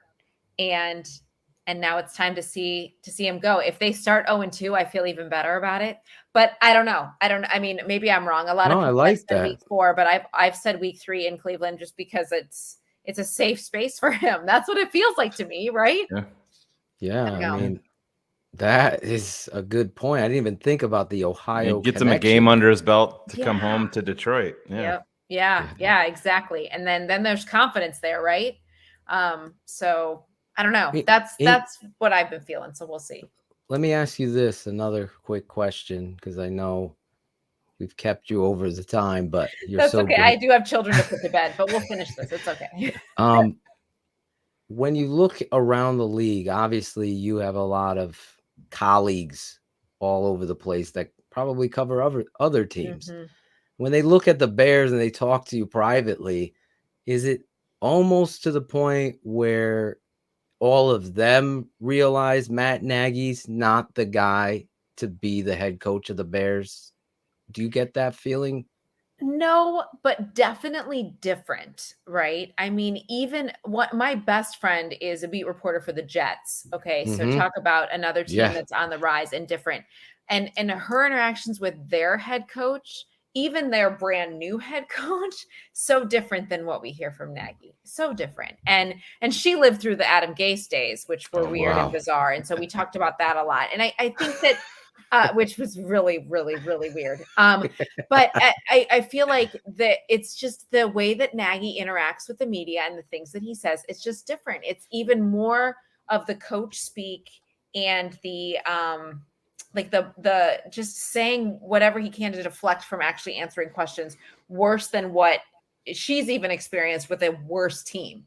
So I find that fascinating. That's the most really like talk that I've had. I'm not sure what his perception is from the outside. I really don't know. I only know where we're at right here. And it's not a great space for him. That's all I can say. Right. Dionne, I got 2 really quick, fun questions for you. Okay. We also have a favor. We have a favor too. Mark Potash's TV that he's got on the wall over his head there. Is that an inside joke that everybody makes fun of? It's on the wood paneling and in his house. Yeah. We've not made fun of that. No, but okay. I know it well. And it's a vivid memory. Yeah. Yes, for sure. And my other question was, can you dunk on that hoop back there? I can, and I have. I've beaten my son in horse many, many times up here, and I take a lot of pride in that. Beating a 10-year-old is fun, you guys. I also have a 10-year-old son, and you have to beat them when they're down, right? You Absolutely. Do. You have to take control when you can. Yeah. Well, I've also flipped on the gymnastics bar, but I'm not doing that. No, we won't ask you to do that. We have enough of me flipping out on this show over Nagy. We don't need that. Oh my gosh. Well, you guys are awesome. Thank you so much for having me on. I have one favor for you before we let you go. Well, 2 things. Shayne, we saw earlier, Ryan Cox is 100 crew, we call them. All of our fans. Ryan Cox being one of them. His son has brain cancer. And we call Spencer Strong and Shayne right here, my best friend in the world here. His son has just recently been diagnosed with cancer. Oh my gosh, you guys. We do Spencer Strong, Riley Strong here, and they both are like Dionne, you are an honorary member of the 100 crew now. Oh, and so many of these fans here are so overwhelmed with excitement that you came on tonight and are like, wow, you got to come back. Look, I'm not making these up. These fans loved you on the show tonight, so we got to have you back on again. I would happily come back. Thank you so much. Got to be 100 crew. I'm gonna send you out a swag, a T-shirt from us, a Keepin It 100 tee. But you got to do me. You got to look. Andy Spencer's trying to read my mind, Andy. You got to do us one thing, and you're a pros pro. It took Akeem Hicks 9 times to do it. Chris Zorich 4. Kenneth Davis was 1 take Davis. Kaplan was 1 take, but no pressure. Matt Nagy's still trying to figure out how to do it. He needs to figure out the whys. He can't figure out the why. We just need a station ID because we want to put you in the nice promo we're building for our network with all these amazing. So all you have to do is say who you are, and you could say ABC Chicago, whatever it is that you do. And I'm keeping it 100 on the Tape Never Lies Network. I'm keeping it 100. There's a cheap sheet right here on the screen. Look, see it up here? Keeping it 100. 100 on the Tape Never Lies Network. Okay. Boom. And if you want to run back there and dunk on that real quick, nobody's ever done anything like that. That would be really cool if I could flip it. Yeah, if you ever hit a shot, Michael Scott is it going to take you 35 times? Michael Scott, yeah, from the office. Okay. All right, I'm going to count you down when you're ready. Pressure because you're right here. I can't like. Oh, yeah. I'm going to go like that. Okay. Oh gosh, but I know you're still there. Okay. Yeah. Here we go. I have to. You want me to count you down? I'll count you down. 100 on the Tape Never Lies Network. Okay. Right? Yeah. Yep. Here we go. In 3, 2. I'm Dionne Miller from ABC 7 Chicago, and I'm keeping it 100 on the Tape Never Lies Network. Oh my God, she's a pro's pro. Now get the ball and just dunk on Nagy's head. No, I'm joking. When I say tomorrow, Nagy, have we figured out the whys? Maybe I can bat leadoff. Do it. You might hear. Down, I can.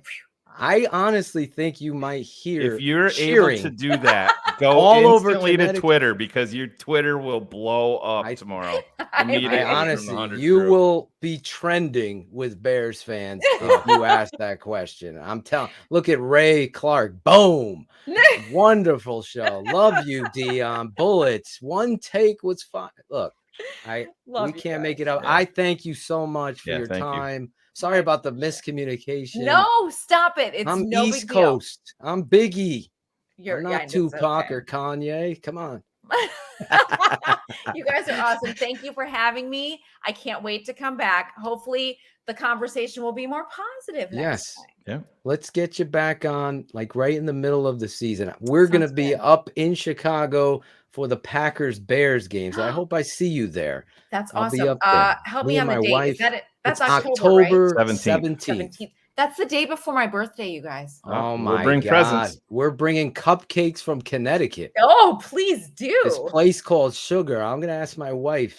Tell her, what kind of flavor do you like? Do you like Oreo? Oreo? I know that's my son's favorite. That's Oreo. fun. Anything? I'm not really a respecter. I mean, I really love basics. So anything chocolate, vanilla, whatever. I'm not really. We'll surprise you. Swank. Yeah. These are whatever. these ladies won that cupcake competition or something on the Food Network. These are bougie cupcakes. These are bouge. I'm talking, but they're surprise huge. Me, guys. They're huge. Anyway, we love you. Thank you so love much you guys. for coming Have a on. good night. She's Dionne Thanks. Miller, See you next time. ABC 7. 1 take Dionne Miller. Shayne, how amazing was she? Oh, seriously, awesome. Yeah, no, Kenneth Davis was not kidding when he said Dionne is yeah, she phenomenal. lights up. She's like the anti-Jackal with his monotone intros. Hello, boys and girls. I can only imagine the smells coming out of that thing, but you know. Phil, we got another guy here. Do we? A special surprise. Speaking of guest? bougie. Oh Jesus! Oh no! Not that No. guy. It's not No? that guy. Oh, We got a it's guy that's economical. coming off vacation. He's making his back Oh, on yeah. TTNL, keeping it 100. He's back. Who is this? There he He's is. taking a sip of his... Hey, what's up? Hi. He's taking a sip of that Nagy spice. That's right. That's right. How are Dionne, you tonight? full of energy, though. I love that, man. Oh my she brought it. God. She was She's not as phenomenal. dry as some of the other reporters as they go on, right? Oh my They're just God. trying to, yeah. Yeah, if she asks him that tomorrow, I don't I think think she's gonna. Cars, I don't think you were on when I told Dionne with the press conference tomorrow. Potash will do it. 100% Potash will. Yeah, I heard that part. Yeah, Oh, did you? 100% Yeah. Potash. If nobody else does Pots, he will, She's gonna because do he's it. getting to the end of it. Oh, She's that gonna would be. do it. I do got to give Potash credit because he She is did it slaying too. away. Yeah, He's not afraid to like pick like Shayne does at the freaking. I just rip it off. Injury. Phil, You you've point been right there, in. right? Do you like the Band-Aid pulled off Yes, slow, or do you I like was it there. ripped I off? witnessed it. I witnessed that, and yeah, Shayne is not one to mess with. He's gonna call you out. He's this. That's right, Shayne Marsaw. I really enjoyed Dionne because it was a behind the scenes look, but also an analytical look from her perspective that's on the front lines. And I felt like she was very transparent and vulnerable in the reality of what the Bears do to her and the beat writers on that job. It shouldn't be that way. It should be. I was trying to sneak in there. 2 more questions. 2 more. Because you always hear that, like, no, it's not 2 more. Oh, I Just thought let you him- were. I thought you wanted to add to your question, Carton. You were already ahead, 38-2. I So know. you wanted to push it up to 40. Fucking Well, guy over there. You got 2 great questions.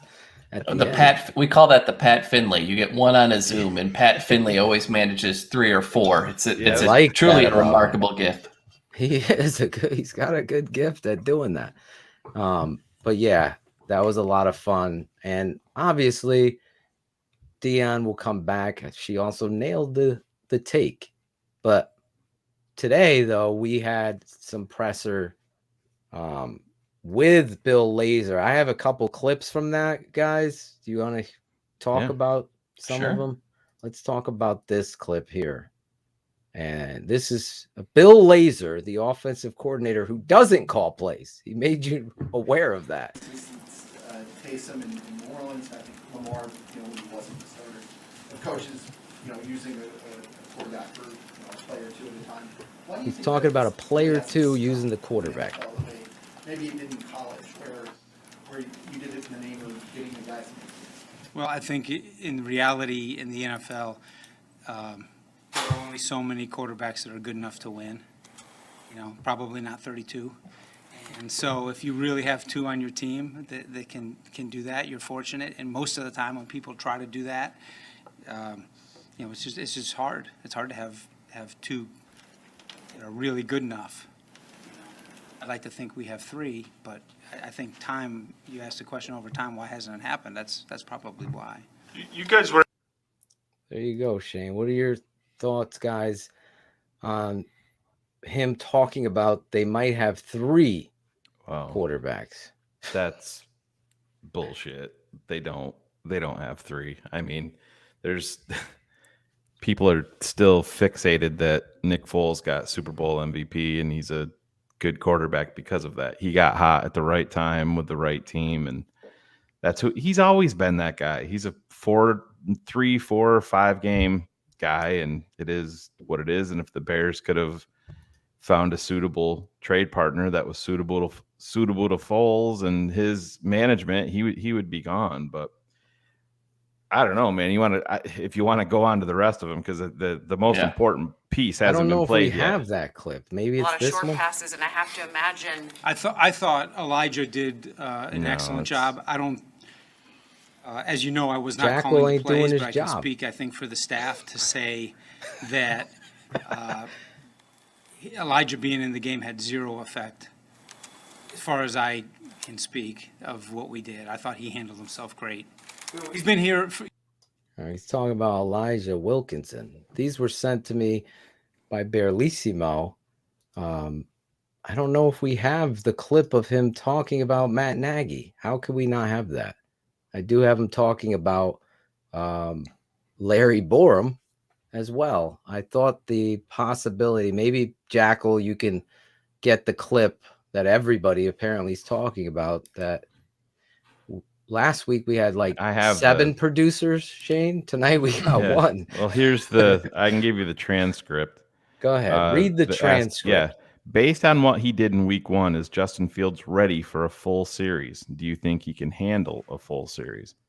Laser replied with, I would have said after the preseason that he's moving quickly and ready for whatever is thrown at him. So I don't think anything has changed. Next question. If he's ready for it, then why isn't he getting those additional chances? Laser. I think Matt Nagy has probably addressed what his philosophy is on the quarterback position. I don't think that's any different. I don't think there's any reason for me to answer that. Wow. I mean, when your OC comes out and says, I think he's ready for anything, and what makes this a little bit more prominent for me is Bill Lazor has an extensive history with the guy that's starting here in Andy Dalton. Right.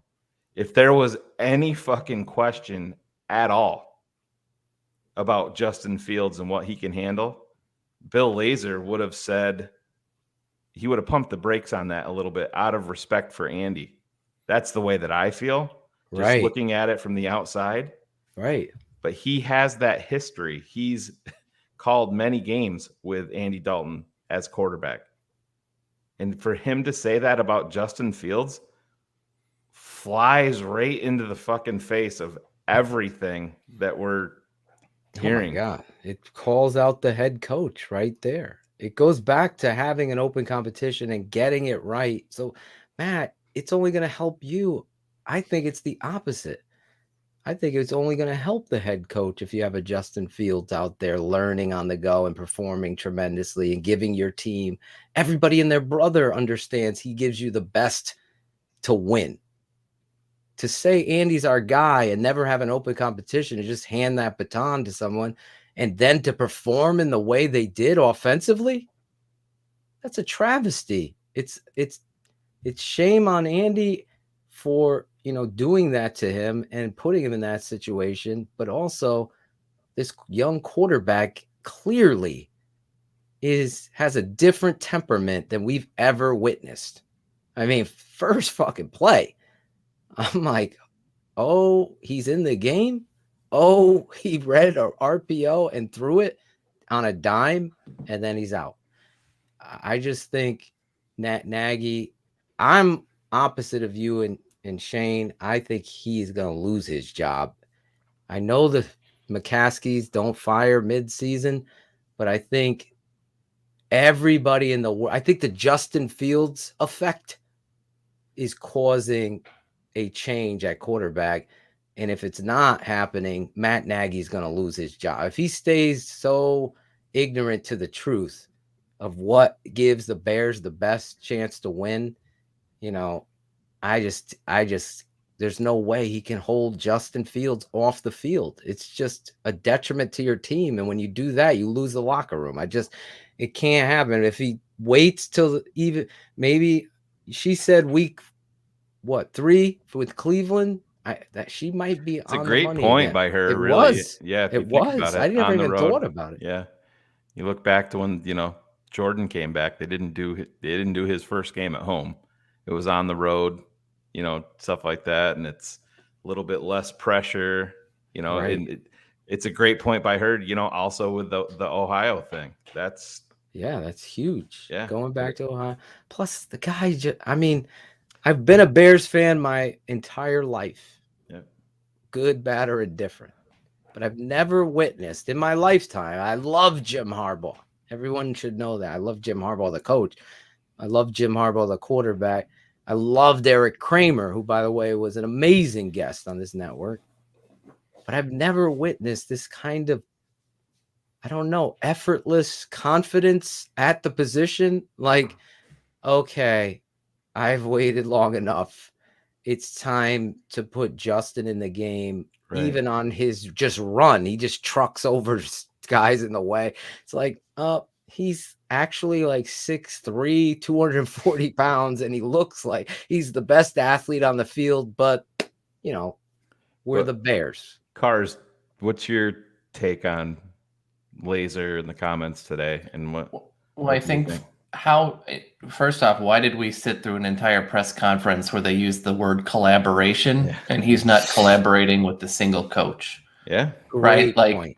Great point. The part that kills me is, look, in the end, if he didn't have an ego, I think, and he could be a decent head coach. He's not an offensive coordinator. He's not a play caller.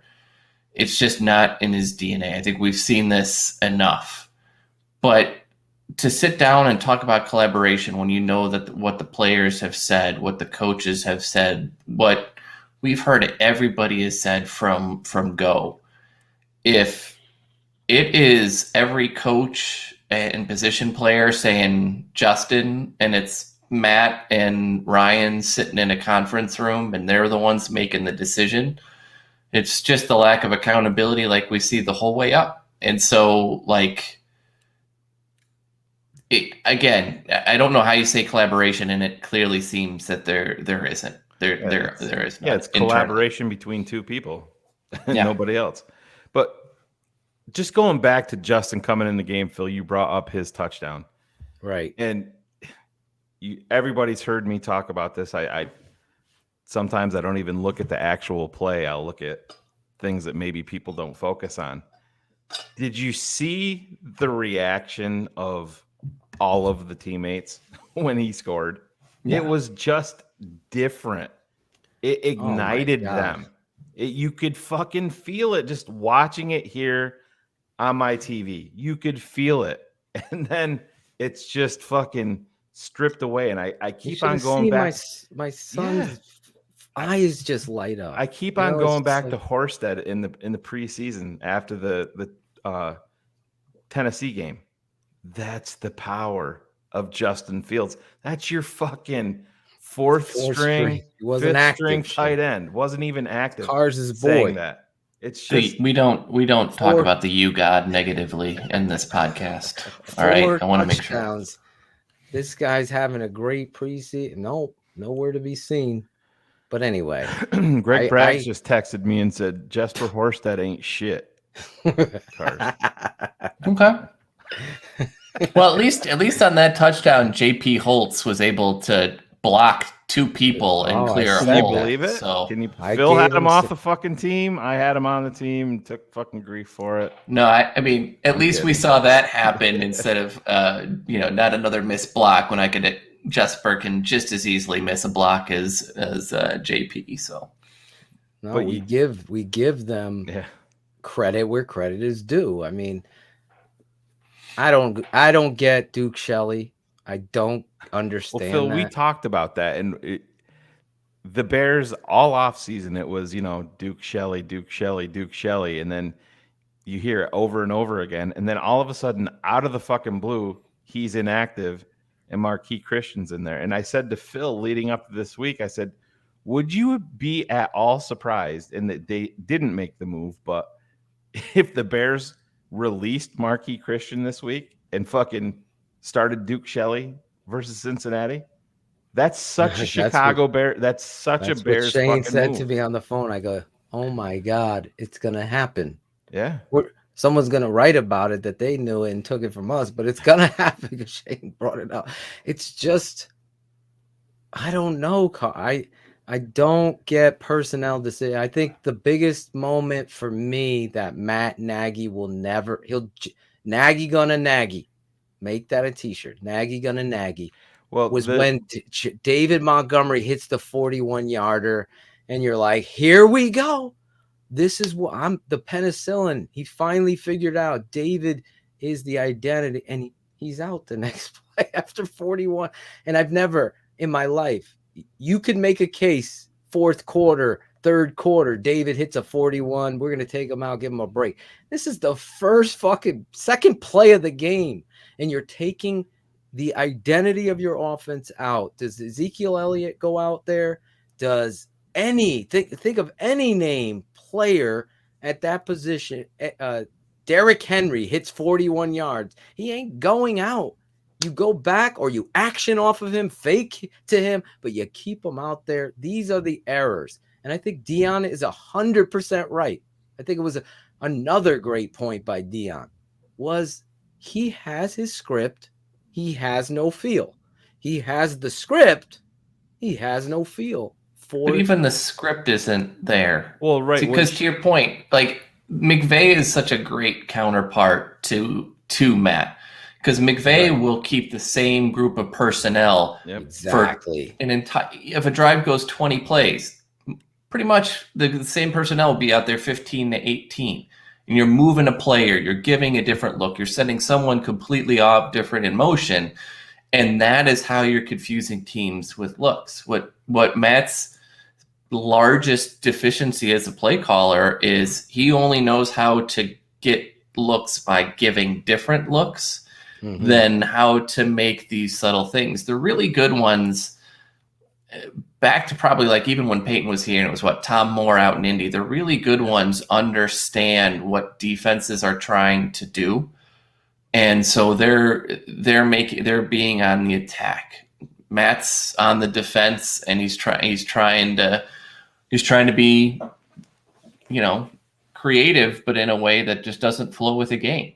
You don't just keep changing personnel for 14 plays to generate confusion. You do that with your own regular play calls. Yeah, and Dionne actually I thought was great bringing that up, Phil, and you just mentioned it with he's so invested in this right here, and he's probably actually telling the truth in the press conference, on the blown coverage, on the touchdown, on the Cooper Kupp touchdown. Oh yeah, I'm sure he has no fucking clue what happened. He's too busy trying to be the offensive coordinator. Yeah, and that's the fucking thing right there. They have Bill Lazor, who's a quarterback fucking guy. Matt Nagy was a quarterback guy. Flip is a quarterback guy. They brought in Henry Burris is here, played quarterback for 20 fucking years. I forgot about Henry. Yeah, I'm probably missing 2 or 3 other people. They brought in the former Longhorns coach there as Tom Herman. Yeah, Herman as another guy. So you're bringing in all of these fucking guys that are specifically trained at the quarterback position. And like you said, Cars, it's a great point. The collaboration nation, it's not. It's one fucking guy. It's Matt fucking Nagy. Do you think he's considering this other shit? Why did you bring in Tom Herman? You wanted to adopt, for all of Texas's flaws, right, as a collegiate team, they ran some pretty advanced schemes offensively. So where is that input into this? It's not there. So then why is he here? Bill Lazor knows better than anybody what to do with Andy Dalton. Is he really having an impact in these calls? Because that doesn't make a whole lot of sense. It does feel like it's one of those things where he's like, everybody give, it's the end of Family Feud, right? And 6 people give their answers and they're all in unison. And you're like, nope, I've got the better one, and you get it wrong. That's basically been a synopsis for what this looks like right now. Top 5 things are on the board. But tell us the whys. Yeah. Cars, you and I talked about this, and I know Phil, I brought it up on BHL, but this just, I don't know, and I understand you against that defense. You want to, it's about quick game, but at no point, that's your number 1 guy that you fucking franchise. At no point, there's nothing there beyond 10 yards. Nothing. out of 32 starting quarterbacks in the NFL last week, every one of them had at a minimum 4 passes that went over 15 air yards. A minimum of 4. Yep. Chicago had 1 attempt. 1. And it just, you went out and made the distinction that you needed to bring in speed. You have your own player, Marquise Goodwin, saying, hey, the game plan played right into what Jalen Ramsey does well. Nope. Played right into it. That's your own fucking player. One of the guys that you earmarked to bring into and then Damiere Byrd. Let's fuck his speed and his explosion. Let's see how he blocks on a double reverse. I'm like, what are we doing? Let's throw curls. I don't get it. I don't. Well, and it's okay if you start off that way, right? Like if you watch Dallas and Tampa, right? Like you start that way to stretch them more horizontally across the field, right? Because you want to do these things. Absolutely. Like no problem starting there. But even Tampa last year, we took deep shots. Tampa with Nick Foles, we had multiple plays over 20 yards attempted, right? Like if that's the plan and we get that, that's fine. Pivot from it. Right. Here's the comment of the night from the chat. 1 attempt over 15 yards, and it wasn't even on 4th and 15. That was short. That's Vito. Yeah. Oh boy. Yeah. But it's the truth. Oh my God. But even on that, Cars, Phil and I were talking about it. Even on the 4th and 15 play, who's your best option at quarterback for that play? David Montgomery. No. Wildcat. No, I mean, yeah, absolutely. It's Justin you want to Fields. You give yourself another fucking option. I mean, you saw Jalen Hurts had a 3rd and 21 against Atlanta, and shit broke down. He took off and he ran for 28. But to that point, right? That changes who a defense is going to put in too, right? Sure. Like you could put in a different player. Maybe you're going to go heavier with a linebacker instead of a safety, right? You're going to get something different out of that, and all of those things could be good things. It just would be nice to put a defense on their heels instead of trying to hunker down and hold, instead of just let's push them. Let's go that way. That's what you're here for. Oh, all the hope going into this season, and this is essentially what we got right here. This guy. Yo, there I am. What's up? Listen, I'm sorry I'm late, guys. I was looking for the wise. Couldn't fucking find them. Finding the wise? Sorry, I couldn't fucking find them. What up? Claudia. Bring me out. Smoke weed every day. Smoke weed every day. Yes, I'm just back. proud your lights are still on, Claude. I was No, watching you saw that last night. Was that on a fun, timer or something, or what happened? No, I got a sensor in this room. There's the lights on sensors, and it was blocked for some reason. So that's when the strippers come over. That's they hit it. the sensor and welcome to the boom boom. What up? What up, Cars? How you doing, sir? How you doing, man? It's good to see you. Yeah. Opening night loss. The Chicago Bears came out. All of us did our predictions. You know what's ironic though? Yes. That was the best our offense has looked against LA in the last 3 years, and it's not even close, and it was still not even anything. Like you've had 3 years to perfect going against these guys, these players, this scheme. You still can't do it. It's awesome to see. Well, you were the only one to predict the Bears to win last week. But BetUS, our new sponsor here on TTNL, betus.com. Bet with the 3-decade leader, BetUS. Join now for 125% bonus, or, as I promised, the 200% bonus with the use of Shy City 125 or Shy City 200. Bet sports, casinos, horses, pop culture, and more at betus.com. You bet, you win, you get paid. BetUS 100 crew. Make that cash, baby. Make that look cash. at Claudio. The barber money's going to Bet US too. Make I'll that tell you cash. Bet US. We are so excited about the So, why. what are the whys? But the whys are Bet US for us here at TTNL. Also at TTNL, we have a new show on every Monday night. Our guy, former Chicago Bear, Golden Domer, Notre Dame, Bears, Dame. It's the Super 16 poll show with Chris Zorge. This is what it's about every Monday night, 8:30 East. The Super 16 Poll Show with Chris Zorage. So the Super 16 poll was created in 2013 by the Football Writers Association of America and the National Football Foundation. Those are the guys that put together the College Football Hall of Fame. So I've had a chance to do a lot of events with them, and this is one of the events. So they've allowed me this year to partake in the poll show. So we decided to kind of create something a little different. I'm going to be keeping it 100 and give you full transparency on why I'm picking who I picked. But there's so much that goes into two teams playing. So if you're just tuning in, this guy loves the game. He leaves bias at the door, and he's, obviously Notre Dame's beating in his heart, but he's going to keep it 100. The Super 16 Poll Show. Who will be number one?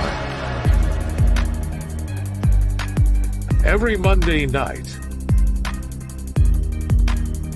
exclusively on the Tape Never Lies Network. That's the Super 16 poll show. Join us Monday nights. Chris gives his top 16 players, as you could see there. Hopefully you join us. Obviously, also this Saturday, X's with the O.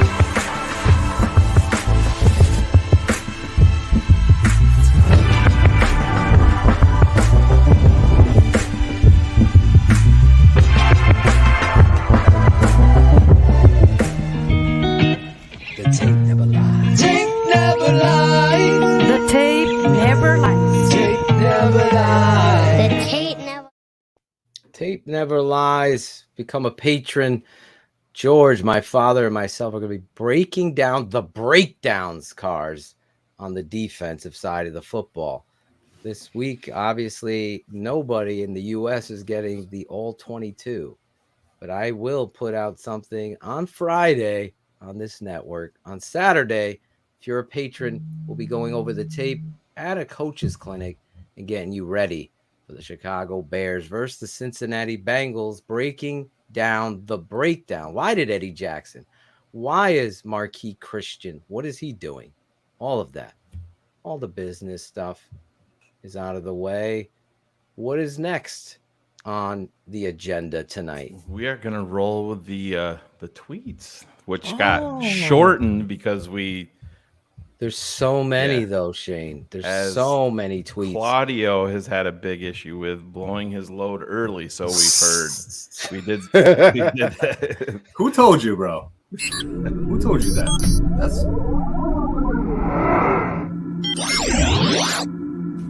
dumbest tweets of the week. Oh yeah, if you're just tuning in for the first time to the best Bears show on the planet, you are witnessing the dumbest tweets of the week. And Shayne also ends on positive. Some smart tweets. Who the hell is giving us a smart tweet? I can't wait to find out. There was a lot to go through. I mean, I got about 25 alone dumb tweets. So how Shayne decides to pull one out of his bag of tricks is going to be impressive. But we always start this, Claudio, like this, with my little soliloquy with Shayne. If you could turn it up just a notch so I can hear it. Oh, yeah. Oh, yeah. Cars is back in the fold, yeah.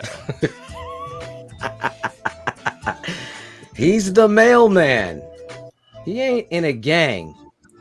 but every day this dude be running them streets. There was one network and one network only that said a motherfucking David Montgomery is elite. He's the smartest man.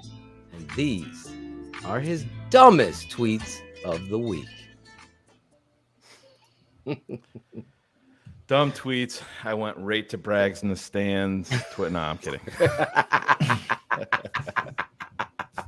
No. Cars has got that face. Like, of course you were. Yeah. No, hey, Phil, like you said, there was so many of them, but there was one in particular. Friend of the show, Ryan Cox, shared it with you and I after I already had it prepared and ready to go. I didn't want you to see it, but you have seen it. But this one is maybe you haven't seen it, but PFF broke down the running backs from week 1, and let me know what you guys see here.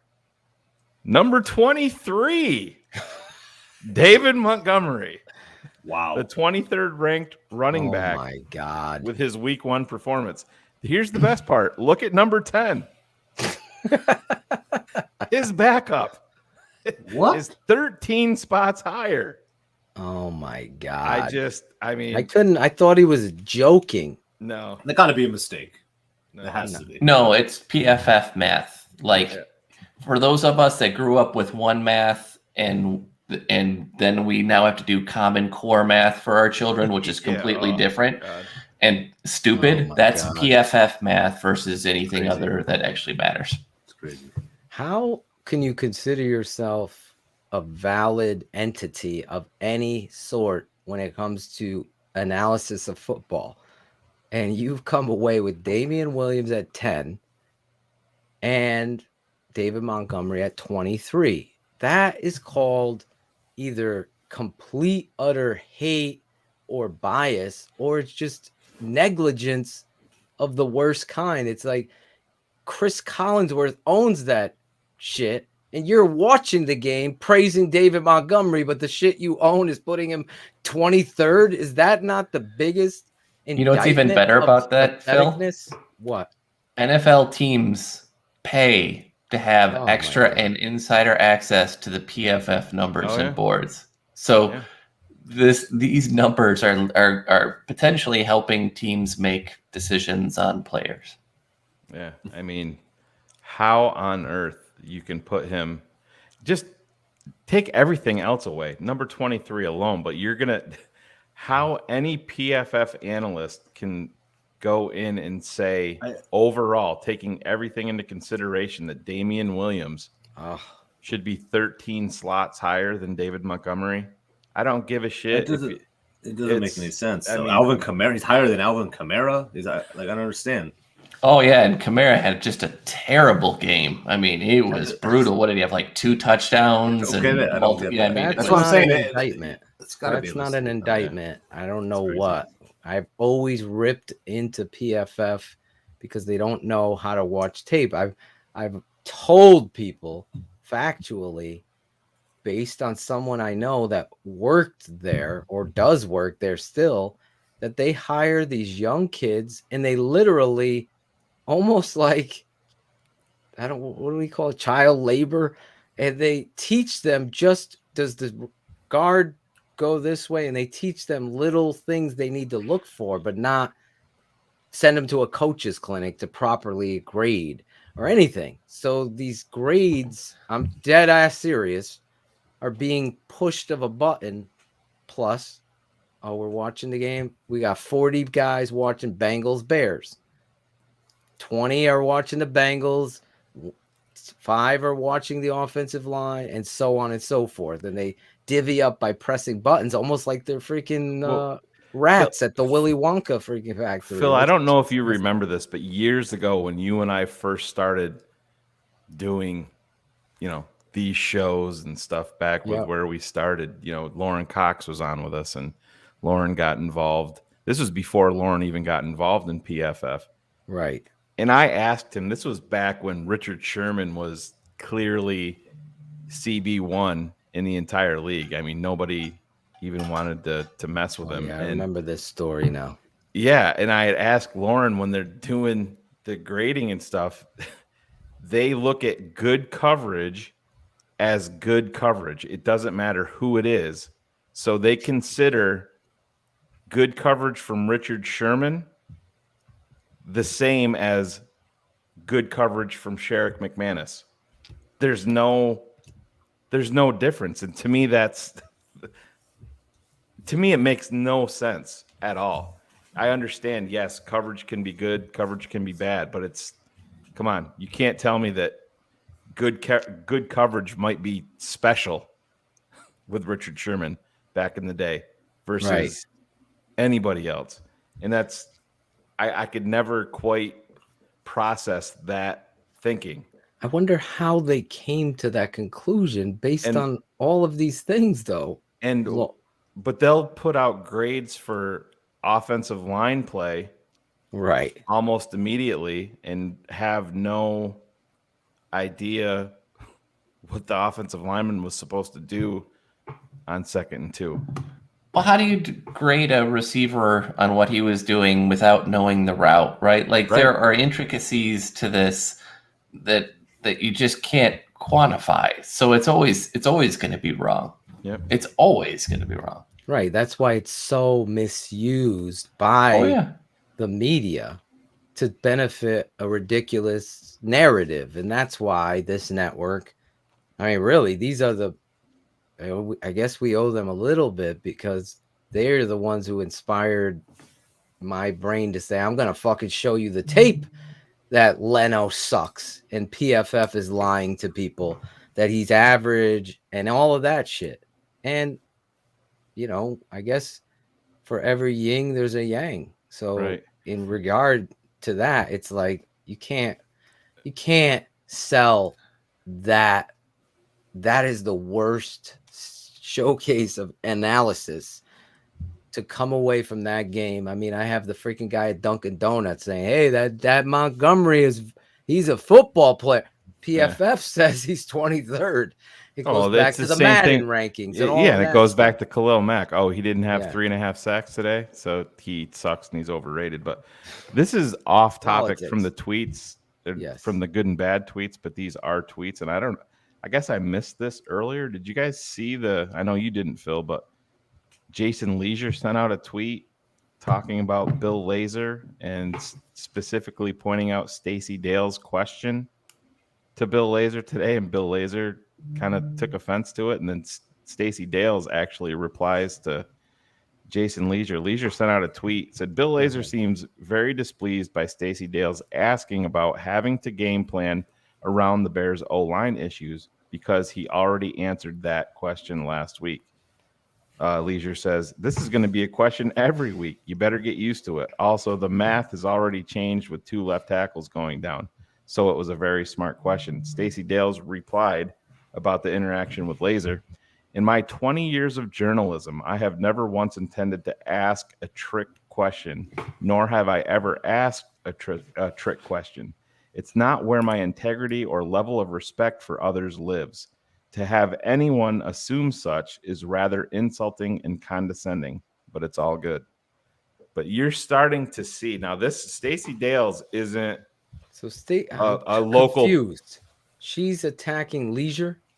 No, she's attacking the way that she felt with the reaction that Bill Lazor did towards her. But I think you are starting to see these cracks form with the comments from Marquise Goodwin, the comments from Bill Lazor, which are kind of flying in the face of who the head coach is.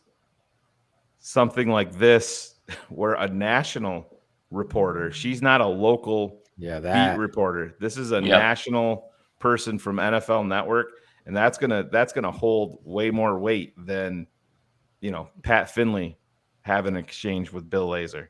Right, and but you're starting to see this. You heard what Dionne Miller said here. Exactly. She said, we are all talking about it. We're fed up with getting fed the same line of bullshit every single week. And that's what it is. It's bullshit. It's almost like a cult. They're condescending in their tone because exactly you, Phil, you Cars. Well, Claude, we know you're a dumbass. I'm kidding. I love you. No, but we're not smart enough to figure this out. We're just gonna sit back and be sheep and do whatever they say. And I'm telling you, this is starting to snowball. It may not be very big yet, but it's starting to snowball. And I think the wheels are firmly in motion to see this transition. I'm really starting to buy into what Dionne said about the Justin Fields week 3 thing, because I know we're going to get to predictions. I don't know where your guys' confidence level is going into week 2, but I'll be 100% honest. I wouldn't be at all shocked if the Bears lost their home opener to the Cincinnati Bengals. Well, don't ruin. No, I'm not going to. I'm just saying I wouldn't be. I wouldn't be shocked. It's and there's no that shouldn't even be a question with this team, with the leadership that they have on this team, with the talent that they have on defense, with some of the explosion. They shouldn't. That shouldn't be something that we're worried about. Yes, any given Sunday, the Bears should be able to go out and put one on Cincinnati if things are right. I just don't think they're right. Dude, it's important that people understand there is a line that you can draw in the sand when it comes to you being powerful. And the Bears have all the power, as Dionne is telling you. What Shayne is pointing out, when it trickles over to a national level, that's why I asked Dionne, are other beat writers talking about Matt Nagy? Because he's not giving and I was hoping she might have heard some other response there. I was hoping for another, but it's why the Vegas odds for Matt Nagy now have him as the most likely to be fired. Yep. So to your point, Phil, like, are the other ones talking? That if Vegas is betting on it, absolutely they are. Yeah, they absolutely are. I honestly, guys, I've been there. You guys have this network. I'm so proud of. I don't know if you saw my mini rant cards, but I was just joking, throwing you in there. But I'm so proud of us because we study the tape and this team, and we have passion and all that shit. But sometimes people wash us under that fan. Like you try to stand in here, put your name to it, stand in front of everyone and be right about your work. Right. Because I do have a day job, but I bust my ass with being a father and a husband and try to change this bullshit ass cult or corporate Bears culture filled with propaganda and corporate slogans to try to hide the truth of what and lunch Dionne, with Larry. And lunch with Larry. Hey, did you know Coffee with Coach was canceled? Someone wrote that. This reality that they're going to control. We're going to hide when things are getting tough. We're going to throw these words at you when it's tough. And then we're going to put a guy like Charles Leno out there and fool half of these fools into thinking that availability is more important than toughness and fundamentals and approaching your job and caring about. Quarterback availability is pretty important. So if his availability actually ends the quarterback's availability, that's probably not a good thing. Exactly. And real quick, Edwin, I didn't call Cars a dumbass. I called Claude a dumbass. No, Edwin's my bodyguard. He's here to protect me. Picture me as Whitney Houston and him as Kevin Costner to complete the story. That's going to get somebody really angry. Are we going to find you in a tub someplace someday? Dionne Miller goes out tomorrow. Oh my God! Everybody's got it. Everybody's got a champion. If she does that, everybody has to tweet her and tag TTNL. Oh, absolutely. And keeping it 100. Rel, HL. Yep. Where's Sammy the Bull, John Santino, Sean Bell, HL, Zaxo, Laz, Barlissimo, all of that'll you. be in the open next week. The question to her about that, and then her actual question. Do you understand how quick that would pass? So what's my favorite one of all time so far is Potash during the collaboration when he's basically like, do you even think you win enough? And what do you mean? Like who that still like that would just leapfrog all of it. But it seems like that divisiveness is starting to permeate into all of these beat report. Strangely enough, it seems like for however it fucking happens is Mr. fucking negative Dan Weeder seems like he's got the Bragg's sunshine and rainbows up his ass, and everybody else is starting to turn. But I would love to see these guys come out with a concerted effort in this press conference tomorrow and really fucking hammer away and put these guys. What are they going to do? Fucking quit the press conference and cut it fucking short? And then that just, if they do that, that tells you everything that you need to know. Bill, coffee with Coach. They should call it cuckoo for Cocoa Puffs. I like that. But yeah, it's not going to change unless Dionne and these guys formulate their questions appropriately to get the meat of. Well, she said, Phil, when you asked her that they feel a pressure, in there. She said that. That's somebody that she's the second beat reporter that has said that. Third, because Grody said it and JJ Stankovitz said it as well, that they feel like there is a line that they can't cross or else it could threaten their ability to be there. Could you imagine? And again, Dionne's not saying that. No. It was JJ Grody saying and being vulnerable enough to say, yeah, I feel like they're, and we feel it as fans because, how is, I'm just going to throw John Smith in South Carolina who loves the fucking Bears listening to a head coach who's lost, again in an embarrassing fashion say, hey, I didn't see it. I don't know. We'll have to go back. You're the head coach. You're the head. There is a reason why Mike Ditka was successful. I know people hate that. We got to go back to Ditka. But Ditka was in the fucking game. He was the head coach. Even Lovey was, right? Lovey paid attention on both sides, even though he only cared about the defense. He was still paying attention. Yeah.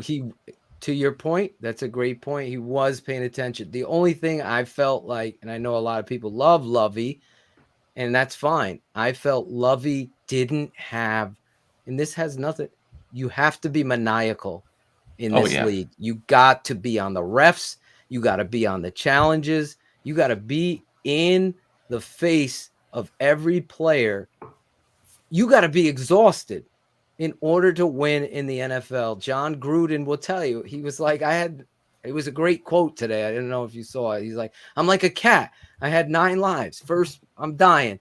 And then I'm back to life. And then I'm dying. He's talking about the emotions of the game, but he's completely involved. He's completely passionate. He's completely in charge. Yeah. I want somebody who's in charge. I don't want, I got to know. You get jealous when you see other coaches like Tom. Absolutely. Dude, fucking Vrabel. Did you see when Vrabel called out Julio Jones? We talked about Vrabel. You did. I didn't see that.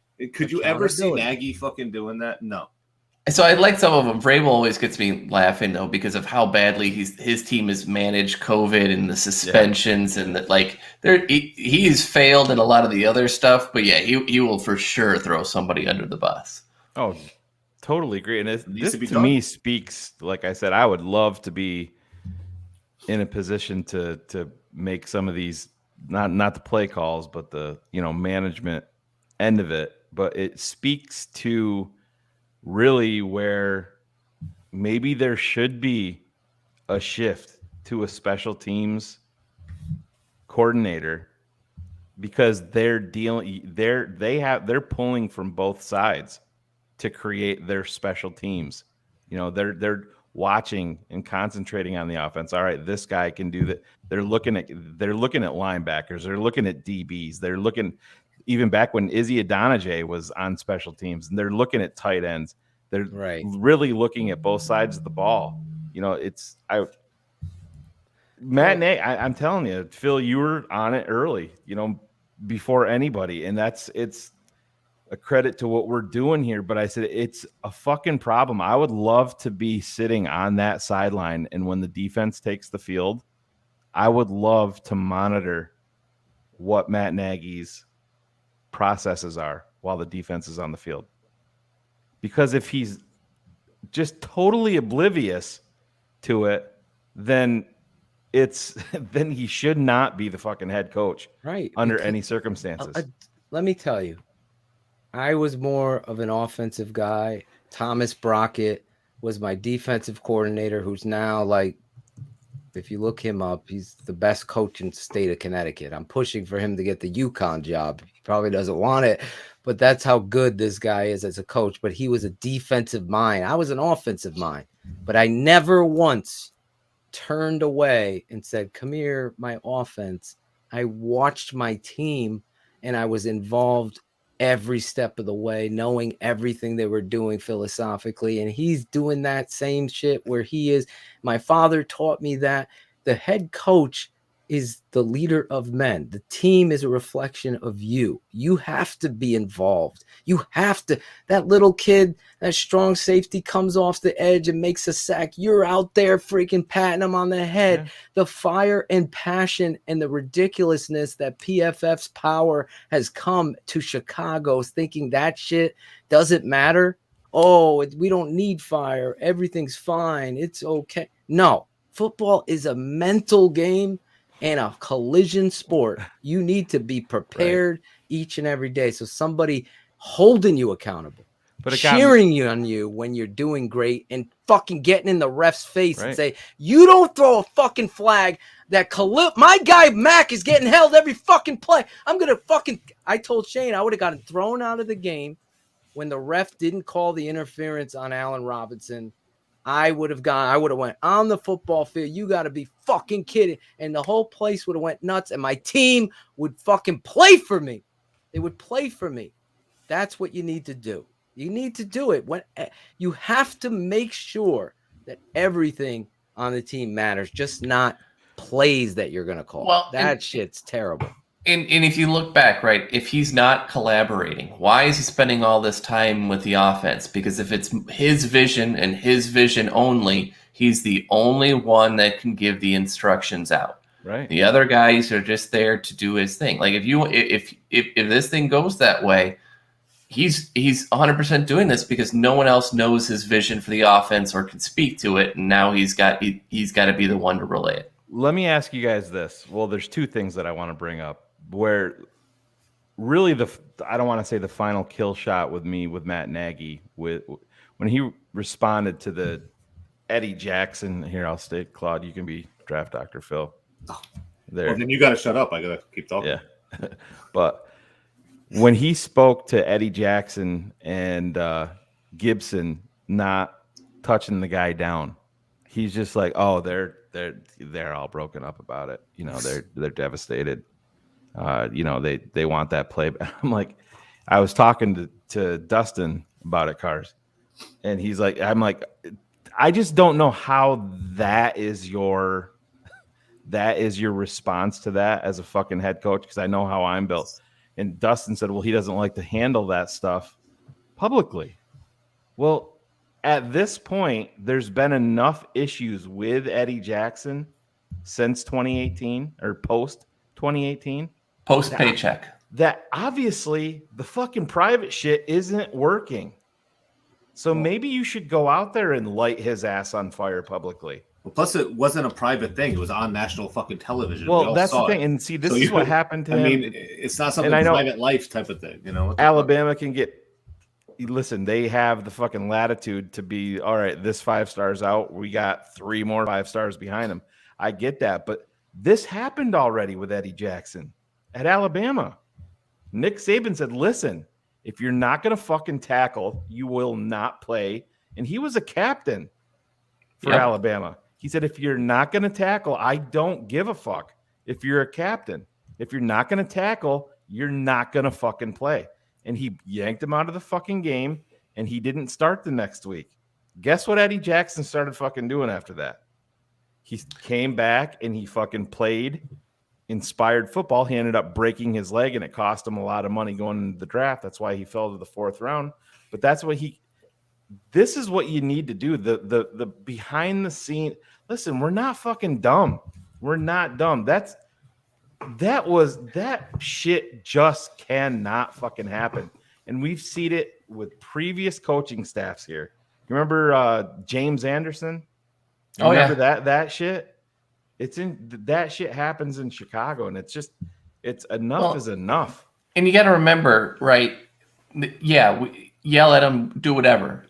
If we bench Eddie, it does nothing to him. So when an NFL player gets to that second contract and they get that kind of money, for 3 years they could do and say whatever because they're in the guaranteed portion of that deal, and that's where Eddie's at. Yeah, so I get it, but I think you could bench him at no, absolutely. Like you got to do something else because they're still competitors. They want to be out there.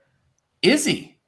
Because I think so. I think he's still a competitor, and I think if you benched him during a nationally televised game, I think that's going to get a point across. He may get fucking pissed off, and if I'm the fucking head coach, listen, I know I'm not going to ever be a head coach in the NFL, and actually being a head coach doesn't interest me at all. But if I am that guy, I'm pissed off too, Eddie. We fucking paid you to take the ball away, to make a fucking tackle, just like you said on that fucking video. Anybody can tackle. Except you. I was just going to bring that up. Except you. Anybody can. The fucking backup free safety, maybe he can tackle better. We're going to see right now. The only way you find out if he has pride is to do it. Yeah. Right? And no shame to these guys. What are you going to do? Finish 500? Who fucking cares? 8-8-1 that's the dream, right? That's what I laugh at with this shit. Oh, Justin Fields, he's got to be able to spit the play calls out. He's got to be able to, make the line calls, make the adjustments and stuff like that. We may struggle, if he can't do that. I'm like, we've struggled for 102 years at that position. This is the most talented motherfucker we've had by fucking far at that position. But this team, this fucking offense that can't get out of their own way, he can't play here right now? Come on. It's crazy talk. It's crazy talk. Sorry, I was putting a little boy to bed that wanted a hug, and I family first on this network. So I don't know are you talking about Eddie Jackson now? Mm-hmm.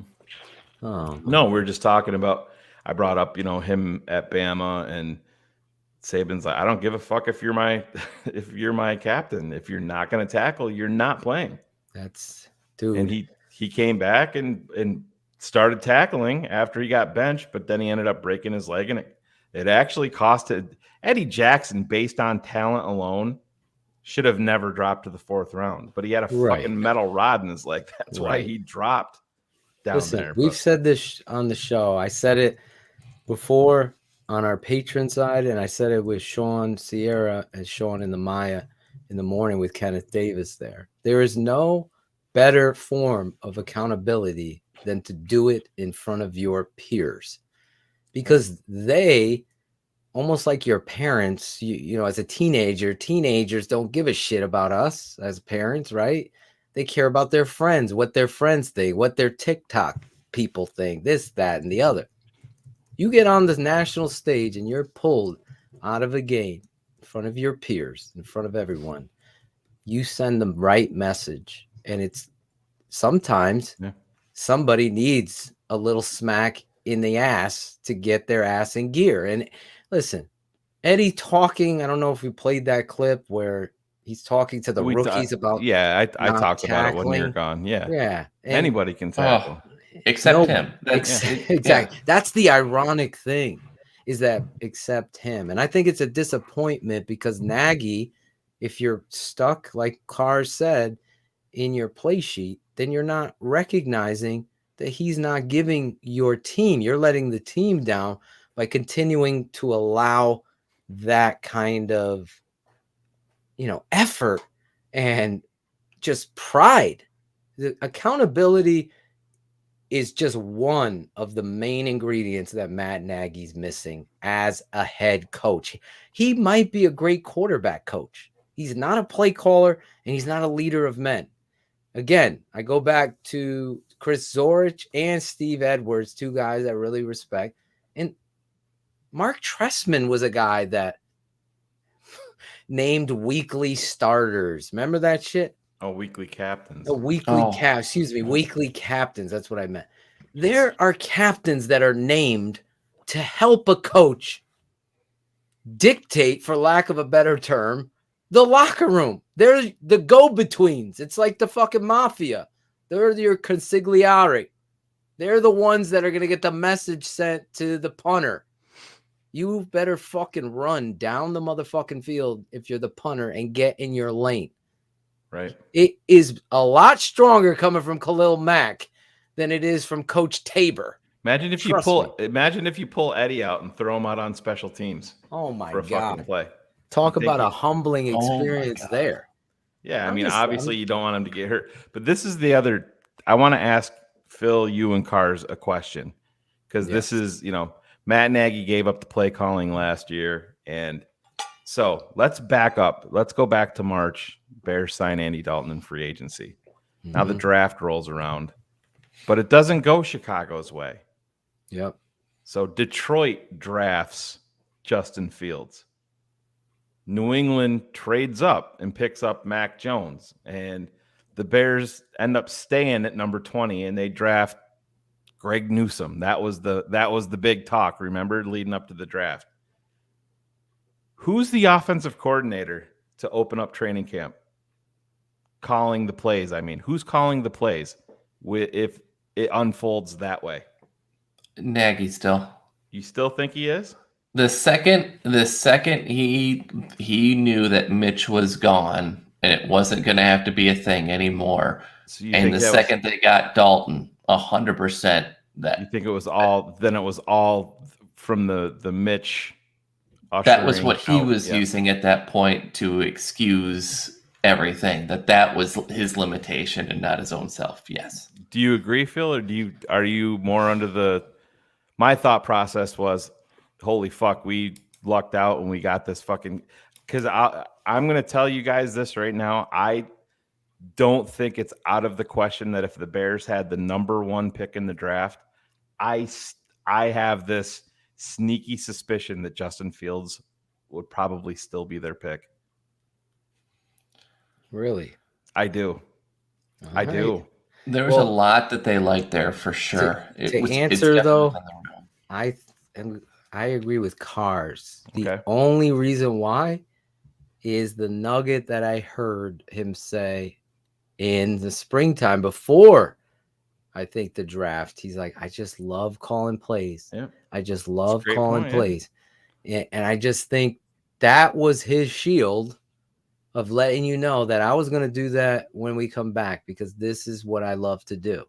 But listen, I could love riding BMX bikes, but I suck at it. I can't fucking Can we get video compete of that? in it. It's like you're not good at what you love. That, unfortunately, is the mystery of. I mean, I've solved the mystery many times before. It goes back to making people uncomfortable about Andy Reid making a call, and it happens through, the good old boys network. This is our coach. This is the guy. I can tell you he's the guy. He's great at this, and he's great. And they just say the right corporate things, and they get the job instead of this guy's a leader of men. What do you remember? They fucking made Bruce Arians do a fucking mock press conference, and they didn't like Bruce Arians. They is Ted Phillips. Well, I mean, George, the guys that don't have the ball. When you see what they do trot out for one, it makes a whole lot of sense. Why? No, you make too much sense. Exactly. It sounds like you want to take accountability. We don't like that. Please go away and never call us again. Yeah, dude. Listen, this network, we had Olin Kreutz, we had Dave Kaplan confirmed on our show, Shayne. Yep. Ballard, who's now the GM of the Colts, said, I want this job. Yes, I do. What would you do? And Ted Phillips and George McCaskey are in the room. And Ballard has the fucking balls to say, him gone. And Cutler. And gone. Jay Cutler. Yep. Gone. And I kid you not, if you're a first-time listener, okay, George says, thank you very much. He's not getting the job because they love Ted. Ted is involved with football, you blog boy fucks. I tell you that all the time. You can't deny it. He's right there. He's making these decisions. The He's get out there of jail telling free you. card with that is they're saying he's not making football decisions because they're. But that was the question Potash asked. Potash was the only exactly. Yes. But these I gotta give Sylvie credit too. Right, but a guy on the like radio, like he the fucking Bears called blog would George come out out. and say, well, he's not pulling the trigger on the Justin Fields pick. He's not, and that's fine. But he did that before. He's making the decision mixed who the the fucking- GM is and who the coach is. Right. So that's a football decision. Is it not a football industry? No, I mean, no. They're this kind of completely shit- different. Okay.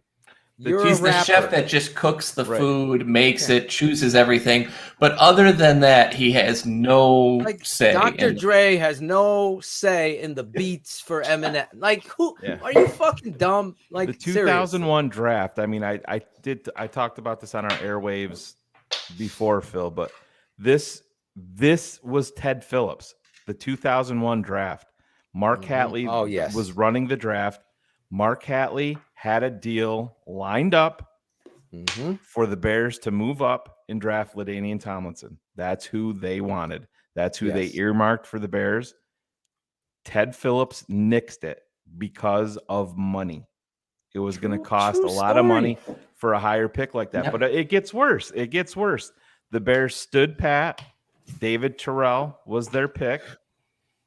Mark Hatley circled back around, had a deal in place to move back into the first round for another running back. It was Deuce McAllister that they wanted. So their first two picks, it was going to be David Terrell and Deuce McAllister. Ted Phillips nixed it again. So Chicago stayed no where they hands were. in football. Yeah, None. Chicago stayed where they were, and their pick was Anthony Thomas, David Terrell's teammate at Michigan.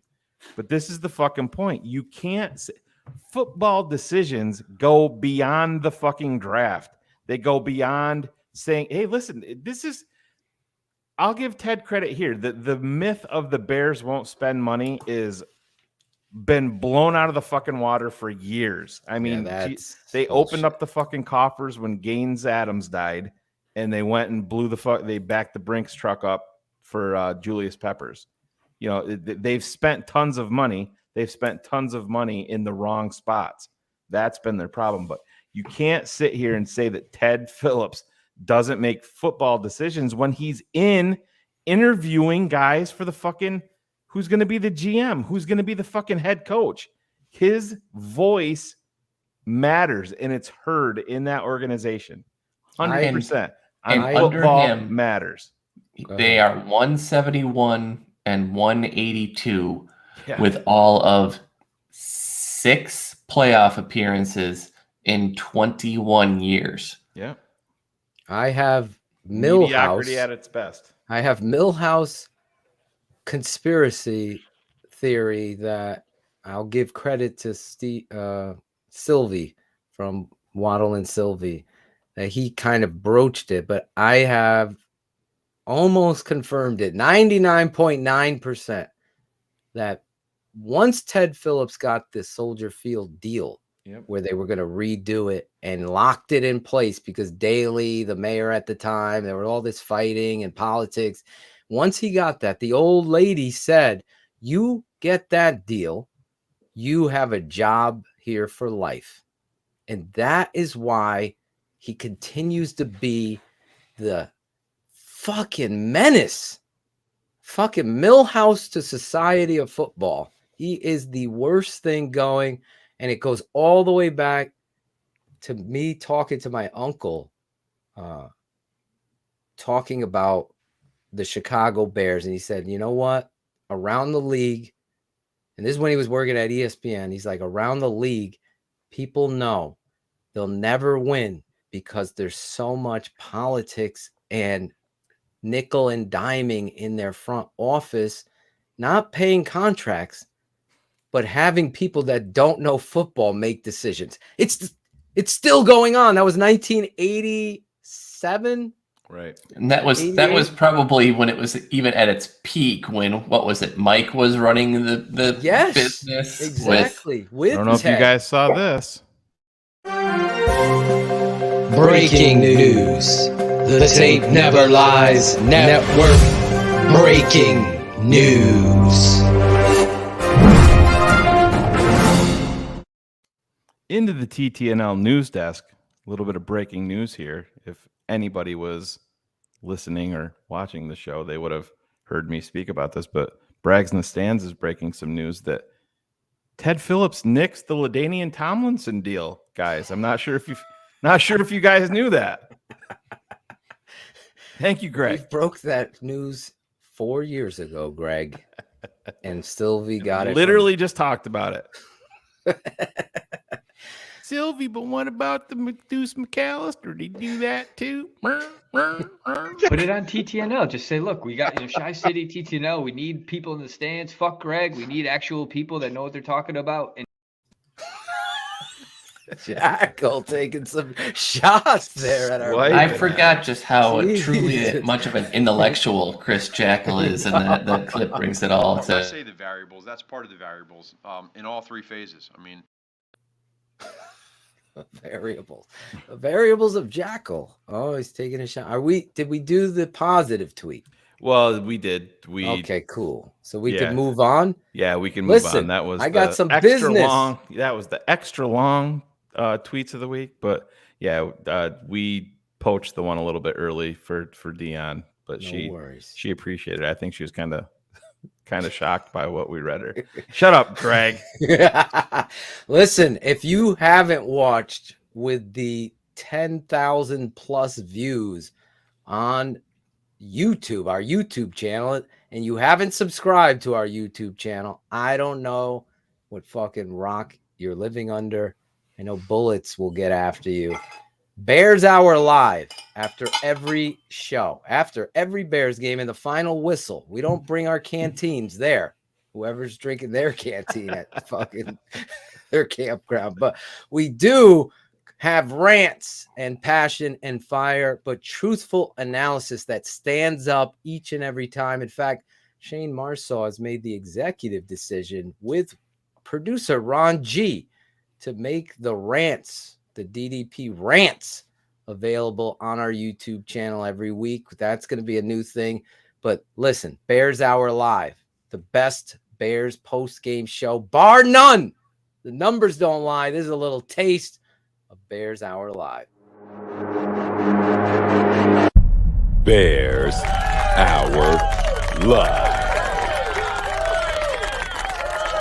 It was hard to tell if we knew exactly how many snaps he was going to get. But again, once you get behind like we did, and you get back a few scores, that's when you get more into the 2-minute mode. That's probably why there was a little bit less. But yeah, who knows? I think that for him, the times that he got in there, that he did well. And, being Coach, his first game. Putting a quarterback in for one fucking play. Did a good job, too, of helping extend some of those drives and us going through helping a young quarterback. Sorry. We'll continue to keep growing with that stuff and see what we want to do with that. But I was raised in a football household knowing that the team is a reflection of you. How you set your team up for failure is to not have them prepared on every level. The game is within the game of not knowing 32 is the identity of your football team. This has been a mystery for this clown, this shoe salesman, for years. Since 32 was drafted. It happened again with Jordan Howard beforehand. Say what it is you want. Running the football is the penicillin to having a limited quarterback or any kind of offensive success. There is no identity because you're afraid after a 41-yard game. You don't take Barry Sanders out. You don't take Walter Payton out. This might be the longest rant you're ever going to have from me, because the reality is the guy that's calling plays is not a good play caller or a leader of men. Now, we could go back, defense, offense, special teams, quotes, competition. Shayne just talked to you about politics. A great coach takes number 4 and says, "Get the fuck off my field! You didn't come here to play and embarrass the other 40 guys out there." That's what a coach does. Accountability. You want to tackle good? You do it in the fucking preseason.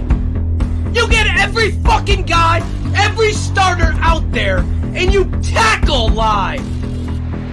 You get, quote, calloused up. But instead, we get bubble wrap. Why? Why are these guys getting hurt? Because they're not used to the speed of the game. Not for 1 series, not for 2 series. Because a wise man taught me, you only go and get better if you go full speed.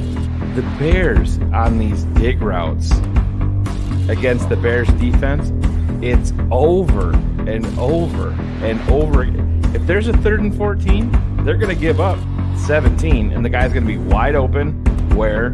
In the middle of the field. You have the remedy to your offense.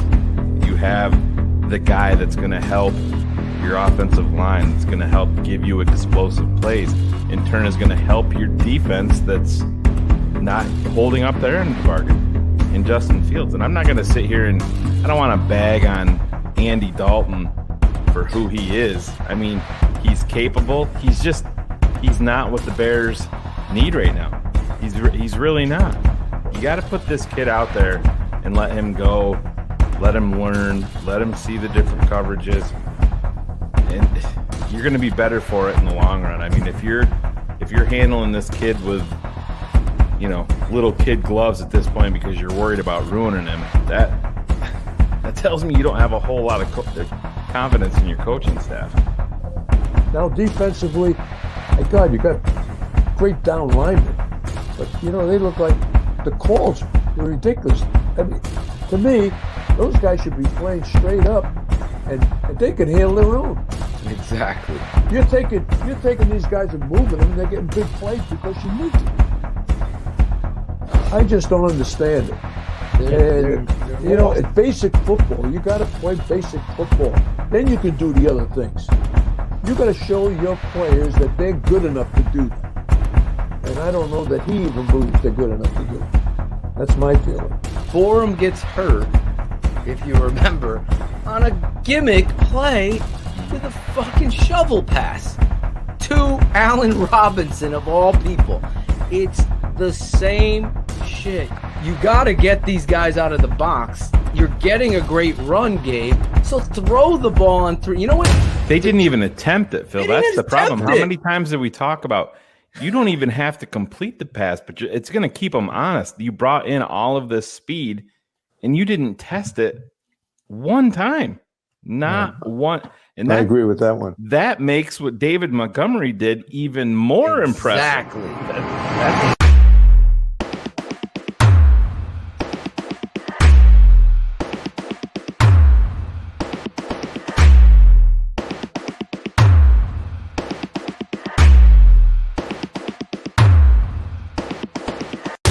Due to some violent content, parental discretion is advised. Power off. Let's go. There it is. Bears Hour live. Wow, that was a powerful showcase of what transpires after each and every game here.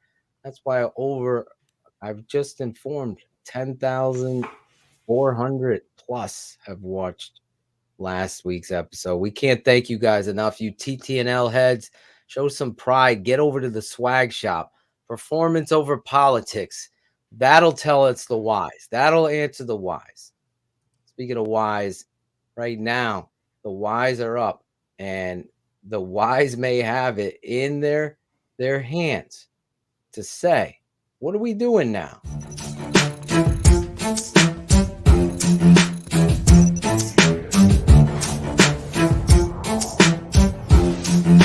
Philatogen, Shayne Marsaw, the Tape Never Lies Network. A bear up, a bear down. It's Draft Dr. Phil and the smartest man around. A bear up, a bear down. It's Draft Dr. Phil and the smartest man around. A bear up, a bear down. It's Draft Dr. Phil and the smartest man around. A bear up, a bear down. It's Draft Dr. Phil and the smartest man around. A bear up. This week, Draft Dr. Phil and Shayne Marsaw, the smartest man. Bear ups and bear downs of the week. That's right. Bear up, bear down every week after every Bears game on the greatest Bears show on the planet, Keeping It 100. We do the bear up, bear down. You're a new listener. You don't know. Bear down is our bad player, coach, whatever it is in the vicinity. We ask you to play along in the chat, as well as bringing our producers into the game as well. But we're going to go through this quick because we got a lot of stuff still coming. We got bear up, bear down. Then we got our bold predictions. And then it's shout out time. So here we go. Bear up, bear down. Bear up is the positive. Bear down is the negative. That's basically the short version of it. Let's bring our resident barber who, he came in late, but he came in hard and fast. Yes. I was tired from the show last night. Me and Jackal did a show. I know. You guys did one up show last one second. Up show. Yeah, that was fun. One up. There's hope, guys. There's hope. Did you just call it what up? No, the one up. What up? Oh, I thought you said what up. No. What? The what up? What? Up. What? Up. What? We're just playing it. We're just having some. Angelo. I miss Angelo. Angelo. Need some Angelo. What about Angelo? There's Chris Jackal. There You guys he did a is. good job last night. What up? Jackal hosting for the It was first time fun. on our channel on Tuesday nights. We do a fantasy football show. We also have a fantasy football league on our Patreon. How's that going, Jackal? Just real quick. 5 teams won, 5 teams lost in each division, so we got a bunch of teams 1-0, man, and a bunch of teams 0-1. But it was a lot of fun. Patrons are talking shit. Exactly. That app we got going on, guys getting after it. How's Logan Paul doing? Is he doing good on your team? Logan Yeah, Paul? he's actually pretty good. He's going to get his ass whooped. You're by trying to Jorge think of Logan Masvidal. Thomas. Oh, my tight God. end. Hey, that's He's why like they call Logan it dope. Paul, Aaron calling him Paul. Logan Paul? Yeah, call him Logan. Oh, Yeah, my twice God. after he told me the first time. Jackal so, don't do shit. Smoke weed every day. Smoke weed every day. Love it. The duck. Shotgun to the duck. Fucking duck. Duck's the best. A Wasted. duck is a duck. If it walks like a duck, Exactly. you get it. All right, let's play the game. We'll start with Claudio the barber. We always go with the negative first. You're bear down this week. Are you prepared? Yes, no, I am Okay. definitely prepared. Yes, just gotta see who I'm gonna take here. I mean, I will do. Honestly, Matt Nagy's prepared. I'm prepared, but I'm not prepared at I ain't all. taking Hold on. Nagy. Yeah. Phil, you got Like Nagy. last night.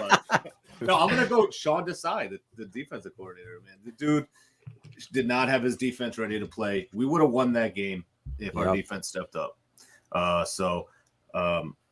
got to see. I mean, I like his press conference. Obviously, he took accountability. So hopefully next week he comes and he gets them fucking fired up. But he's my bear down. Sean Desai. Sean Desai. Shelton, Connecticut born. Shelton, Connecticut, not representing an opening night. I'll tell you that. The disappointment. I like it. I see it.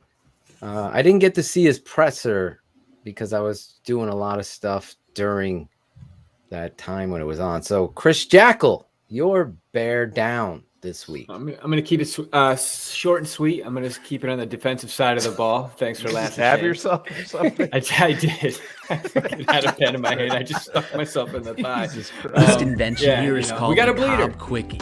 Hands down. You know, I'm not the guy that was clicking the pen last week. No, but Mr. Quinn is my bear down, man. There's too many things to talk about with him. I just think he's a guy that's. Go ahead, Shayne. Yeah, they're buying their time with him, man. Yeah. He's just disinterested. I mean, that goes back to what you have to be able to read and react with these guys away from football. And when they said to him, what made you choose Chicago? And he's like, I flipped the coin. No, you came to Chicago because they paid you a shitload more money than Atlanta was willing to pay. Exactly. That's why. Let's be, call a spade. But yeah, thank God for his 10 to 15 million of dead money to be on our cap next year if he continues on like this. Yeah, so awesome. I'm going to be interested to see how he plays. I really am. But I get it. First game. Where's Robert?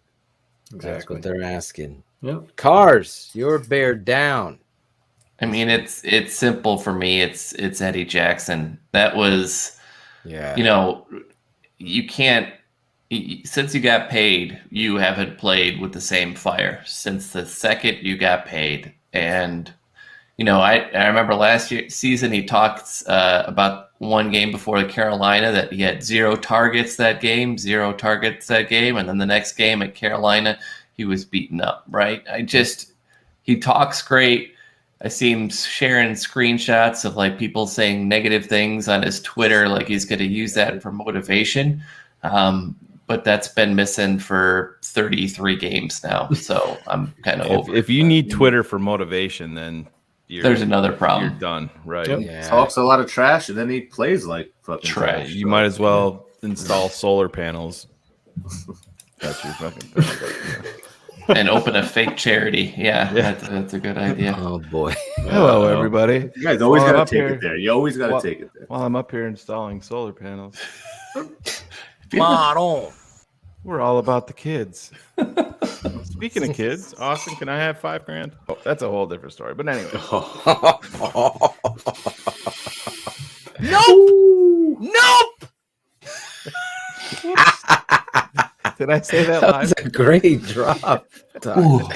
Good job, Claudia. See, I do shit. What the hell is I'm not saying that.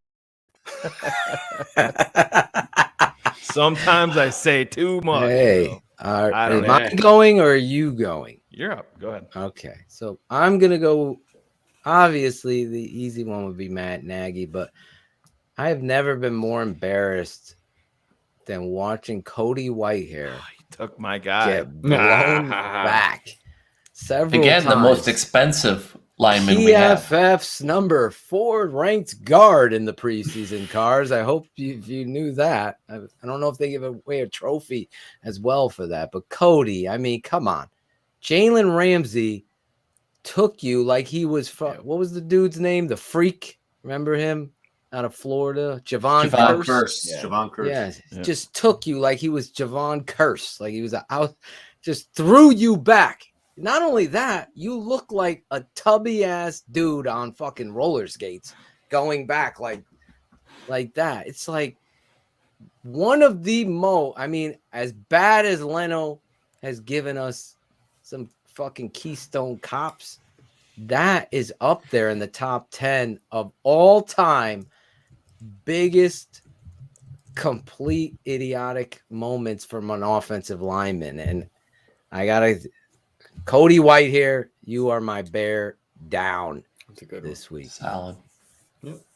Shayne Marsaw, I took my guy. No, we're very economical, my family.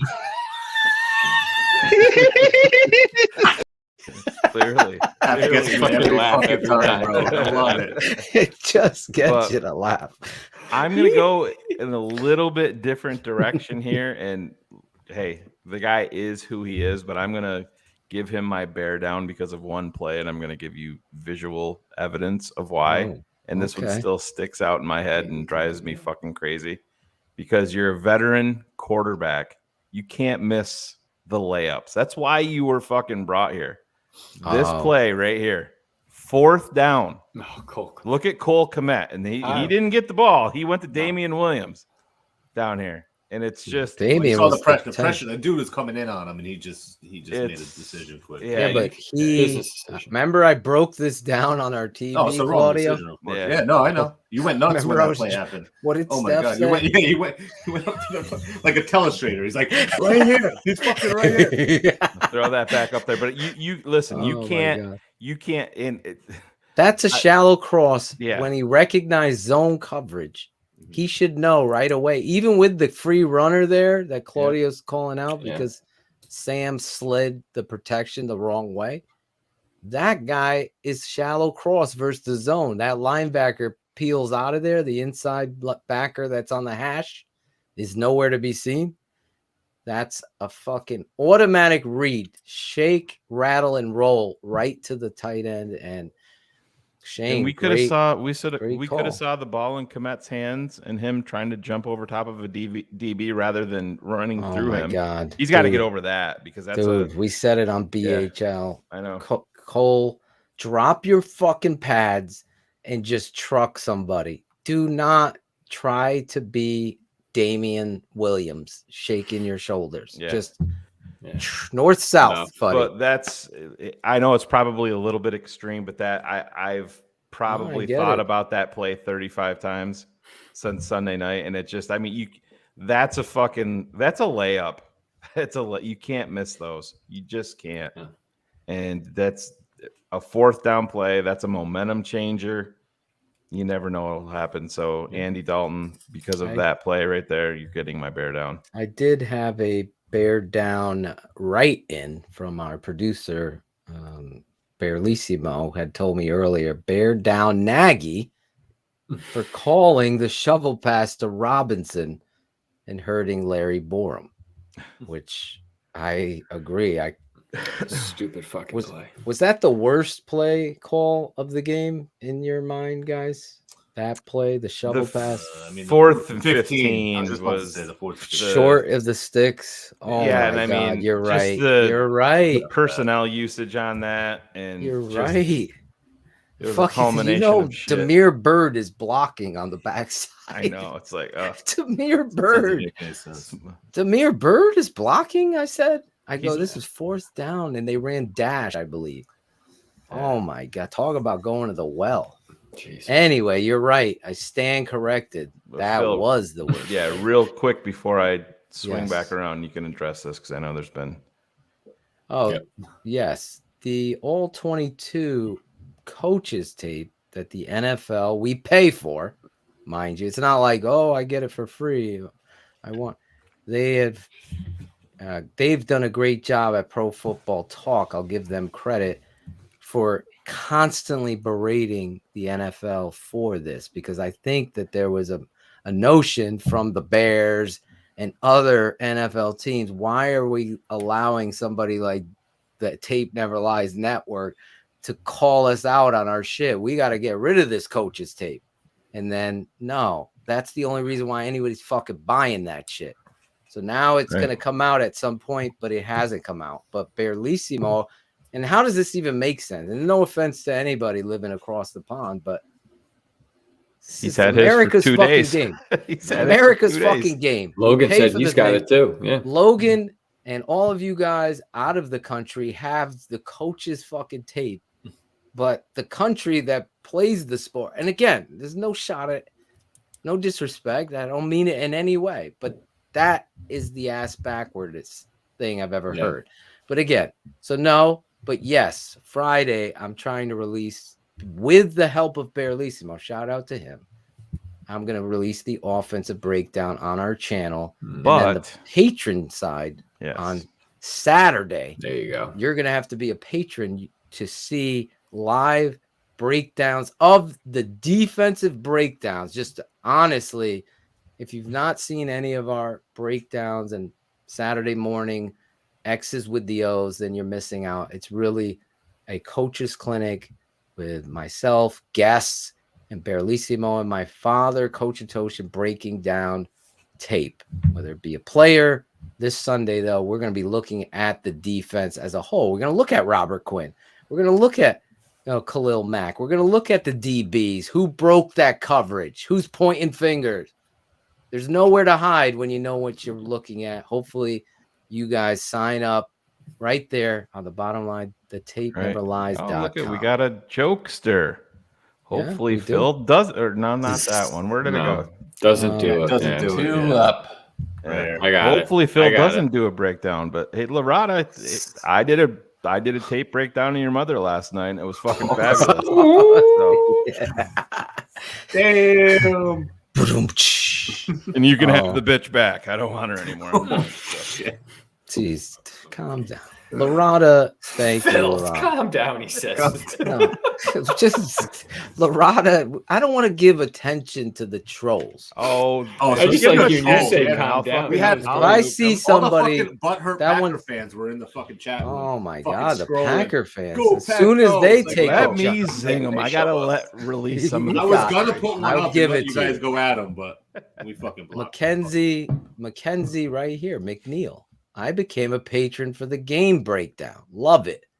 Well, according to whatever the fuck this dude's name was, he can go watch PFF breakdown how Damian Williams is the 10th best running back in the NFL after week 1. I would pay for that because I want to see that miracle.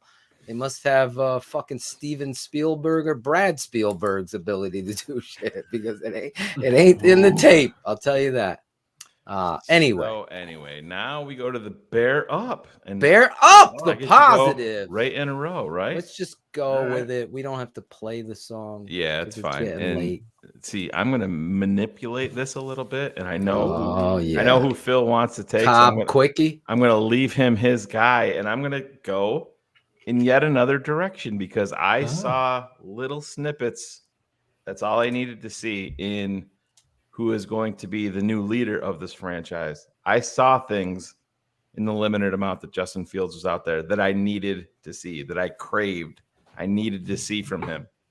And the little thing of him in the end zone and the celebration with his teammates was fucking different. It was different. And there's going to be more of that. And it's going to ignite the entire fan base. It's going to ignite the offense finally. And it's going to ignite the defense because I think that he is that fucking dude. I do. You can just feel it.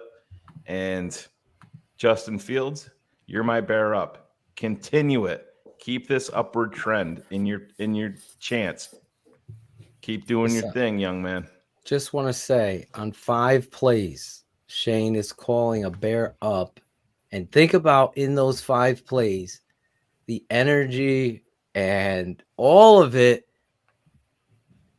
Matt Nagy obviously ruined. He changed the feel of the entire game by his touchdown. Whole energy. Yes. Yeah. You scored a touchdown with him. Here we go. RPOs with him, takes him out after one motherfucking play. I thought that changed the whole game. That decision after he threw the RPO to Goodwin on the goal line, the very next play, you're up real quick. Get the fucking leg going. Give me the snap. RPO. Give it to fucking David or whoever the back. He probably had David out. I forgot. And let him read it and score. 7-0 Chicago. Justin Fields. Fucking time. This is over. The fucking team. The momentum is there. That's when you're this. When you're like this, you don't get it. And Dionne Miller, shout out to you for fucking nailing that. You can't go by a fucking script. Nope. Like a great actor, you study the script, right? Just like a coach, he should know every play. I know I'll go on I'm not going to keep this rant short card. He should know every fucking play. And looking at the field, you know what? That fucking play ain't going to work. We need to run trips counter. And then you look into your notes to remind yourself of maybe some giant fucking sentence vocab word that you can use. Then you could look down. But you're watching, you know what? That ain't work. Tommy or Bill, what am I getting on the backside? Where's that safety? Is he coming down in the box? We go 2 tight ends. I want to fucking know. 2 tight ends, and that's where you're communicating. This guy's so ready to go by a script. I wish I had... You know, it's something that yeah, I don't know. Yeah, there you go. Great job. You really, obviously. Real quick, Phil, there is one question. Just it's dealing with the Patreon that I think is probably important. Okay. PJ is asking, are you guys going to lock in the $7 price for life for any of the new patrons? We ran a promo last year. It was through December 31st, where people became charter members. We actually have extended that for the most part. Phil and I haven't come to a consensus yet, along with collaboration hasn't been. Jim Larison. We may lock it in at a point coming up very soon that if you're signed up, we can lock you in. But then after that, I mean, at some point, just to be fair to everybody that did get out there quick, I mean, there's going to be a point where it does go up. And when we talk about that, it's not going to be, $5 extra or anything. You're talking. We obviously have compassion and heart, but there's a lot of time putting. I'm doing 5 shows. I'm producing. This is a passion for me, but I also have a family, and we want to make this network, like Dionne texted. Wow, you guys are unreal. Like, this is unbelievable. But her energy on top of what we're doing here, just that sparks. And that's what you want on the field.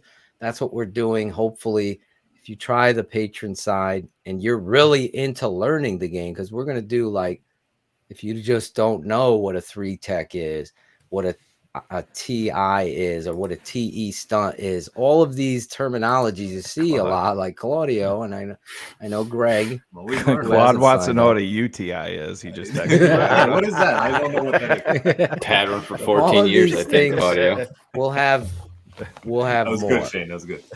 I pay more for Patreon than the Bears should pay Nagy as a exactly. So yeah, it's a lot of work. It's a love affair, and we truly appreciate your patronage. But yes, at some point, the price will be going up. But you will be locked in. It will go up. You will be locked in, but we will study a fair uppage. Is that the right word? Yeah, and we'll give everybody ample. I mean, we'll give you at least 10 to 12 minutes before we change the price. Right? No. Breaking news. There we go. And Angela. I always learn so much from this network. Well, who's doing that? The patron fee. All right. My bear up, obviously, is the layup. For years, I've taken pride in watching the tape, naming the network, The Tape Never Lies, and standing for the truth, whether it be Tariq Cohen running east-west, whether it be Mitch Trubisky and having issues throwing the deep ball and have it fade outside the sidelines. Yes, you're welcome. I actually want to thank you, David, because everything I've ever saw you do on tape was quantified by 100 on the Sunday night. You want to talk about somebody wanting to win, wanting to run hard? This is the reality of what I saw from David Montgomery. I mean, you talk about the run on the goal line where he runs through 2 defensive linemen, one of them being Aaron Donald. He had no business scoring on that fucking play, dude. Incredible. We've laughed each and every time, Claudio included. Like, how could anybody not see how great this guy is? Yeah. And he's done it with smoke and mirrors, we'd say. These guys are doing it with smoke and mirrors because their offensive line is so bad that David is still overcoming it. The footwork king has come on here. He's done tremendous work. David, though, has done the work on his game. He is an elite runner, top 3. I've always said, my father said he's the top running back in the entire NFL. It's not close. When you look that statement, and people are like, oh, no. Well, there is tape to say that that's exactly what he is. When you look even back last year, when he led the league in 50-yard plus runs, touchdowns, had 1,000 yards behind the shittiest offensive coordinator in line. Everything this guy does is overcoming the odds. If there was an underdog, there's not one bigger than David Montgomery. David's come on this show. He knows how much my son idolizes him, and this has nothing to do with fan or anything like that. David blew me away when he was at Iowa State with his pride and determination. On fucking Sunday Night Football, though, I give you the long one because he deserves it. David Montgomery could have single-handedly won that football game if Matt Nagy ever decided to find his true identity. I know Adam Johns has found it now, and everybody else is writing catching right up. now. Everybody else is catching up to it. But the reality is, David Montgomery, you are far and away, you were the best player on the field on Sunday Night Football. Bear up, David Montgomery. There you go. Jackal, look at your phone. Oh boy. Oh boy. Cars. So to me, it was pretty simple. There were only two players really worthy of it. Phil had the one. The other for me was Roquan Smith. Just like watching the way he runs around. I wish more people kind of covered and cover the ground that he does. But yeah, he's those two are the only ones kind of to me really worth much of anything. So Roquan Smith is my bear up. For the Real quick, Cars, Phil and I had this conversation. Are you comfortable giving Roquan, with the way that this team is currently structured and where they're going to be going, are you comfortable with giving him essentially $100 million contract?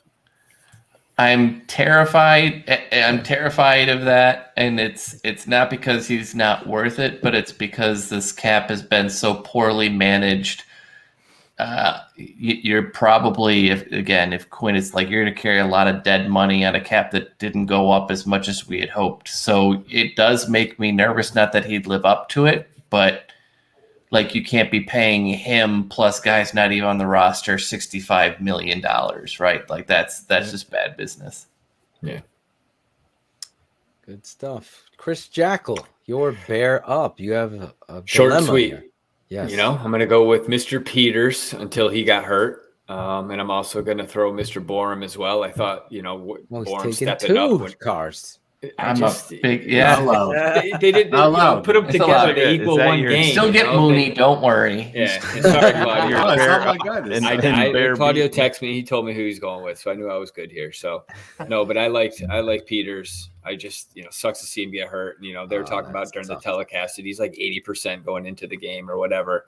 But he just you saw what a real offensive lineman looks like, and it was just fucking amazing. Except that one play where the guy blew on him and he fucking fell over. Did you see that one? That is that when he tore his fucking hamstring? But whatever. No, that wasn't it. Was it? It's like Cody Whitehair pushes him.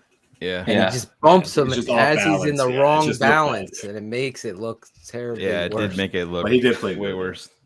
But he was limited today, so that's progress. That's really good. Yeah. That was really good.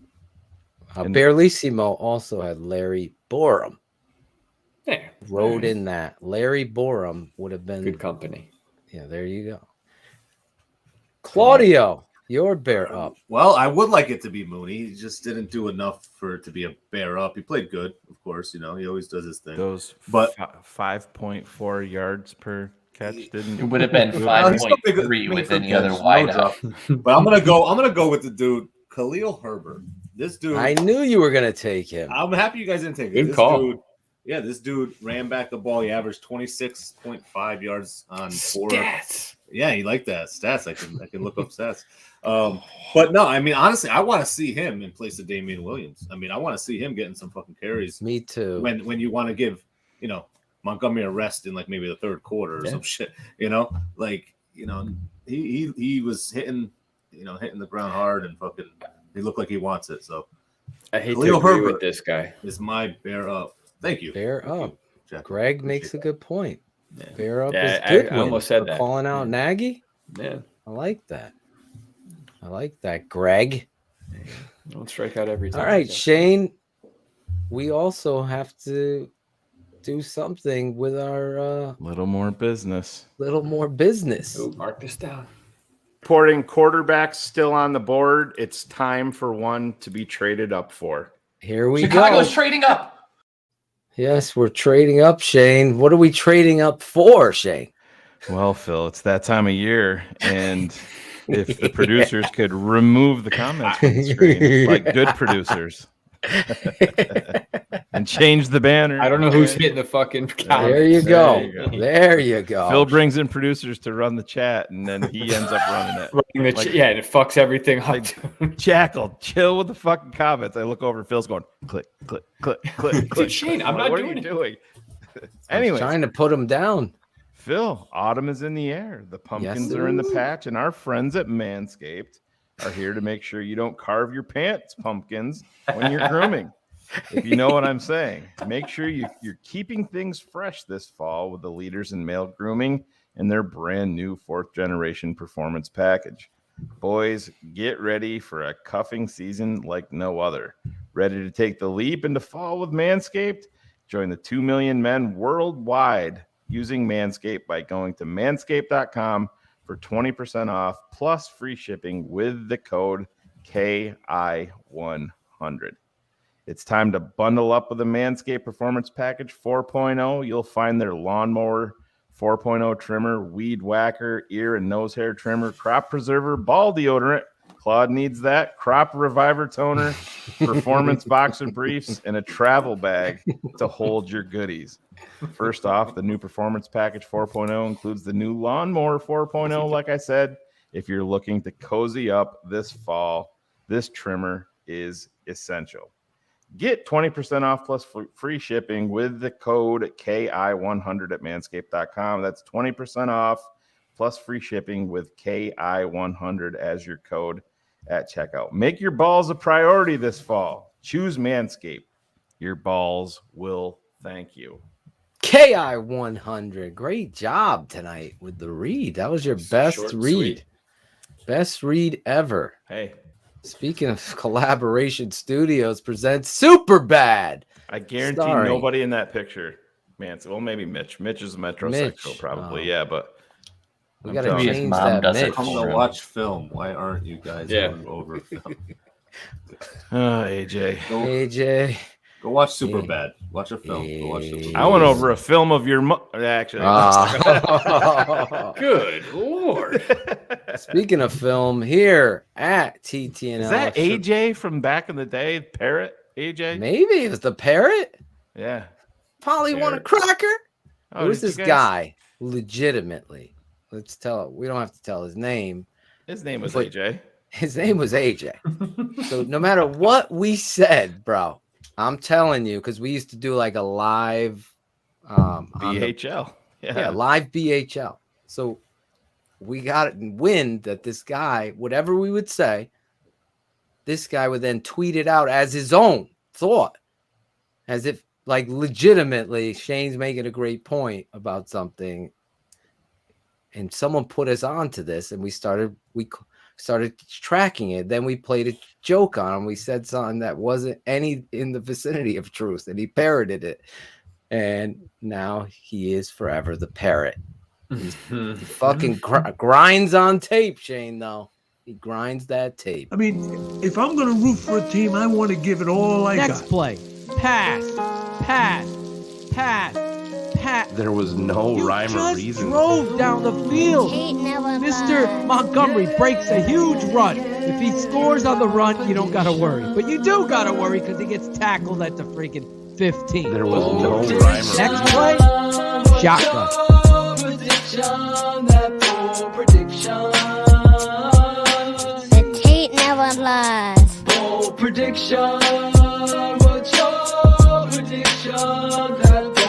What's your Tape never prediction? lies. Never does. The old line is playing shitty. What's the skinny? No identity. If Nagy can't find it, Bears will keep it with the enemy. Red zone opportunity. Once again, they gotta settle for 3. The reality of coaching when the defense has to carry the team. Prediction, what you think would happen versus what does. A light year from the Super Bowl and now we're losing buzz. Nagy has no answers, just predictions that don't change. The segment is the truth, give it by the guys and feeling shame. What's your prediction? That bold prediction. The tape never lies. Bold Never prediction. does. What's your prediction?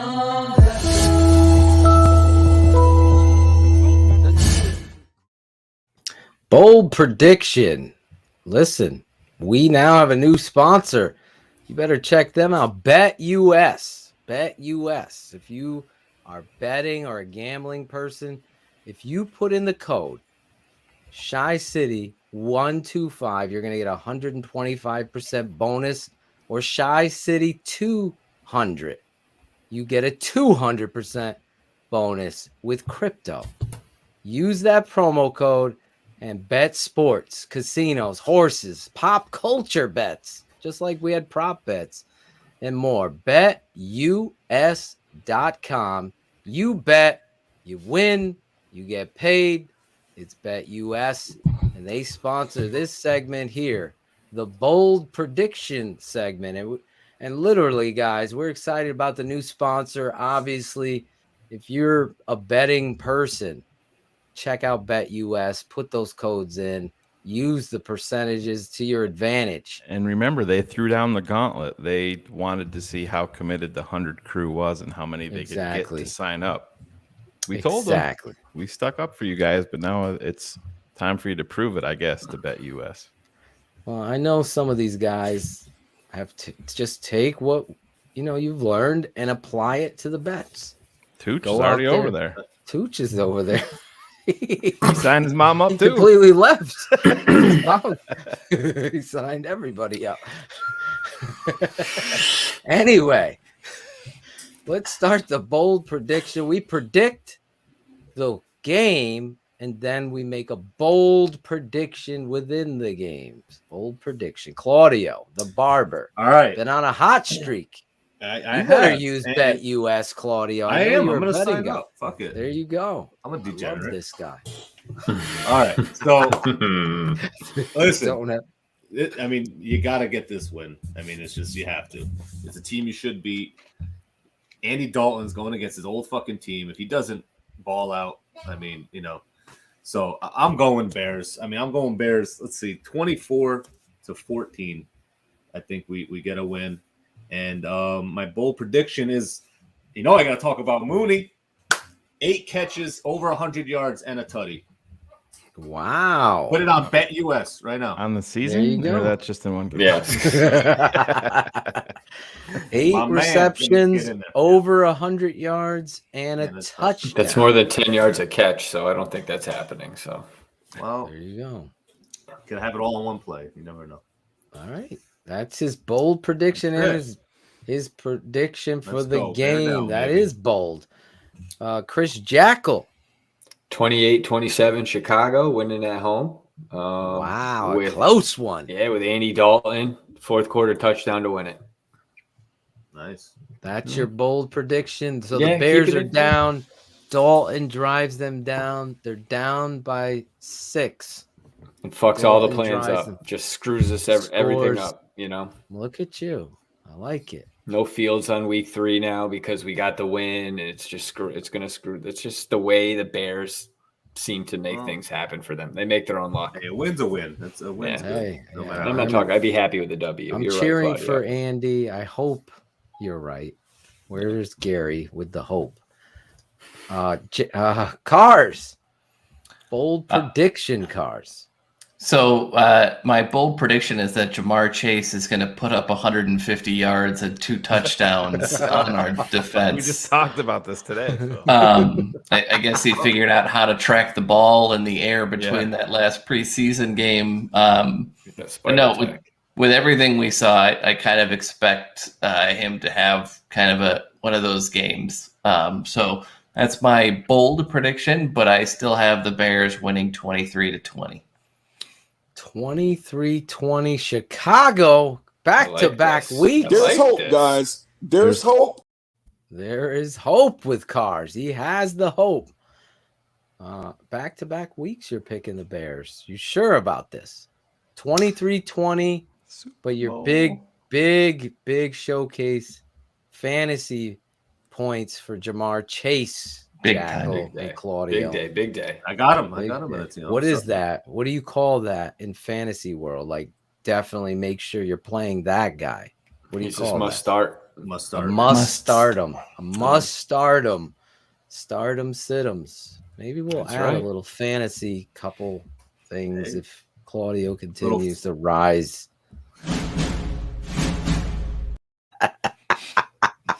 Thanks, Shayne. That was me that put that, actually. I was like, I ain't doing that shit every week. Get the fuck out of here. That means you have to commit to something, Claudio, right? There we go.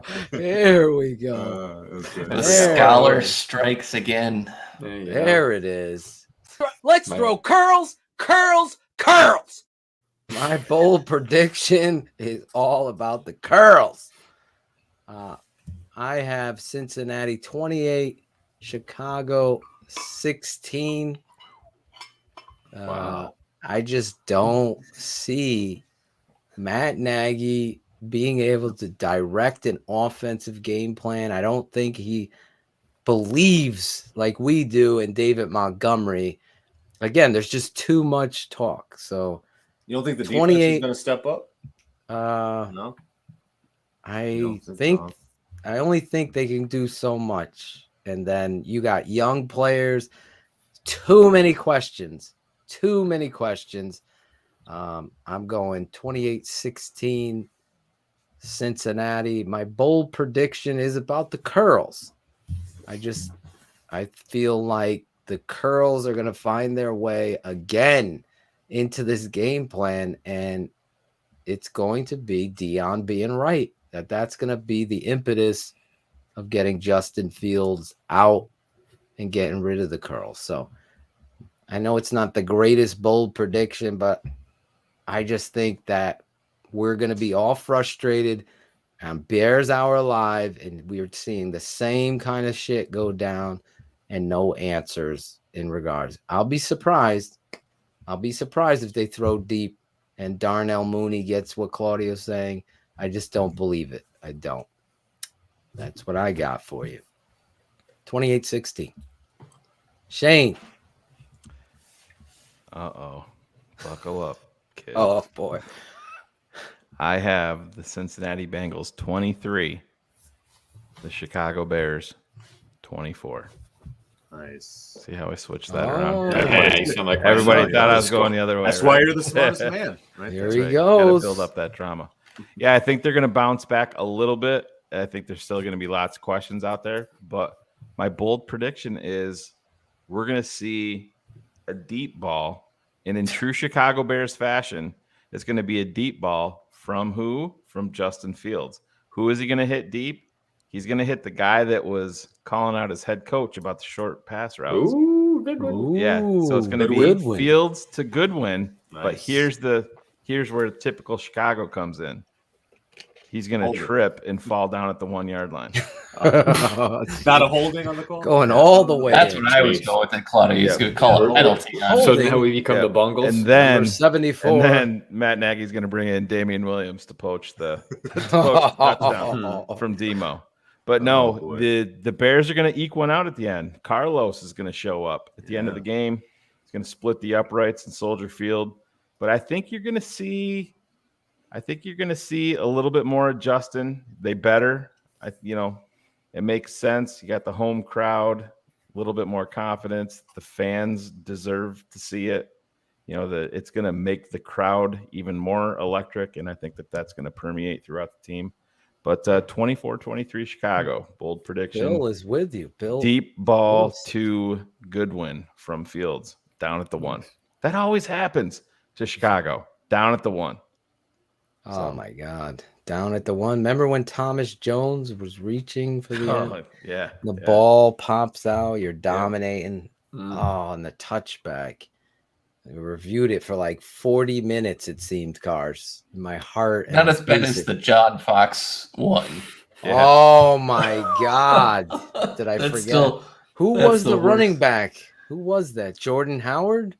Who was the running back on that? Yeah, was it Howard? I think it was oh shit. Who was the running back? You could see his fuck. Just he didn't say a word. He fucked. That wasn't Chester Taylor. Himself. Was it Chester Taylor? No. It might have been Chester Taylor. No, Chester Taylor was fucking 2010, guys. Was he? Oh yeah. Benny Cunningham. Benny Cunningham. Yes, that's what it was. Dustin. Vito. See, I told you Dustin's not a dumbass, Cars. You don't talk about my son that way, sir. You do not talk about Vito got it first on the technicality here. Chester Taylor was Julius Peppers, Chester Taylor, and Brandon Malayuna. Those were the 3 signings in 2010. Oh my God. I remember the picture of them all. I was psyched about Peppers, not gonna lie. Oh God, that was Christmas morning. Yeah, and the Bears would have never signed him, but Gaines Adams didn't die in his bed at 26 years old. That's right. Oh my God. R.I.P. Gaines Adams. I remember that kid out of Clemson. Yeah. Skinny kid. Wow. Oh my God. So anyway, there is the predictions. Yes, sir. Now we're coming up to the end of the show. Going for 3 hours and 30 minutes. Loving tonight, Dionne Miller, one of my favorite guests now, all time, coming on here. Great. Really fit right in, understands how important the truth is, and really how this network operates. And I can't wait. She's already committed. She can't wait to come back. She really had a lot of fun. And that's what we want to do here. You guys continue. Like Shayne said, before we go into shout outs and get out of here, if Dionne does ask Nagy that, I'm not on Twitter, but I ask all of you to retweet, shout out Dionne Miller, give her the praise. It'll be it's not quite Super Bowl moment, but it's like one of those moments of triumph for the little guys, the guys that the corporate world wants to shut up. And hopefully Dionne takes that baton and you guys show her the love, because that will be an epic moment.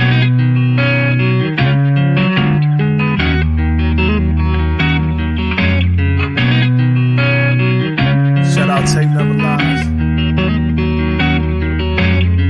Shout out, I know you hear me, baby. Shout out, I know you see me, baby. Shout out, we gotta holla at you. Keep it 100 crew, gotta show love too. Shout out, I know you hear me, baby. Shout out, I know you see me, baby. Shout out, we gotta holla at you. Keep it 100 crew, gotta show love too. From the fans in the stands to the follows on the gram. Thanks for your support, showing love in the DM. We stay Spencer strong, fight together till the end. Now it's time to shout out worldwide friends and fam. Like the network that keeps it real, 100 crew. So many in the world that I gotta show love to. For some this policy, the show is at its end, but for me it's so important to thank the charter members and the fans. Built the network, speak the truth through the tape. Never run around the truth, no narratives we create. Set them straight, no bubble screen on 4th and 8. Audio Shayne getting nervous, cause keeping them up too late. That's it, no more to say to get the shot of vital. But hurry up, cause the postman's getting homicidal. Shout out, I know you hear me, baby. Shout out, I know you see me, baby. Shout out, we gotta holla at you. Keep it 100 crew, gotta show love too. Shout out, I know you hear me, baby. Shout out, I know you see me, baby. Shout out, we gotta holla at you. Keep it 100 crew, gotta show love too. The network that keeps it real, Spencer strong.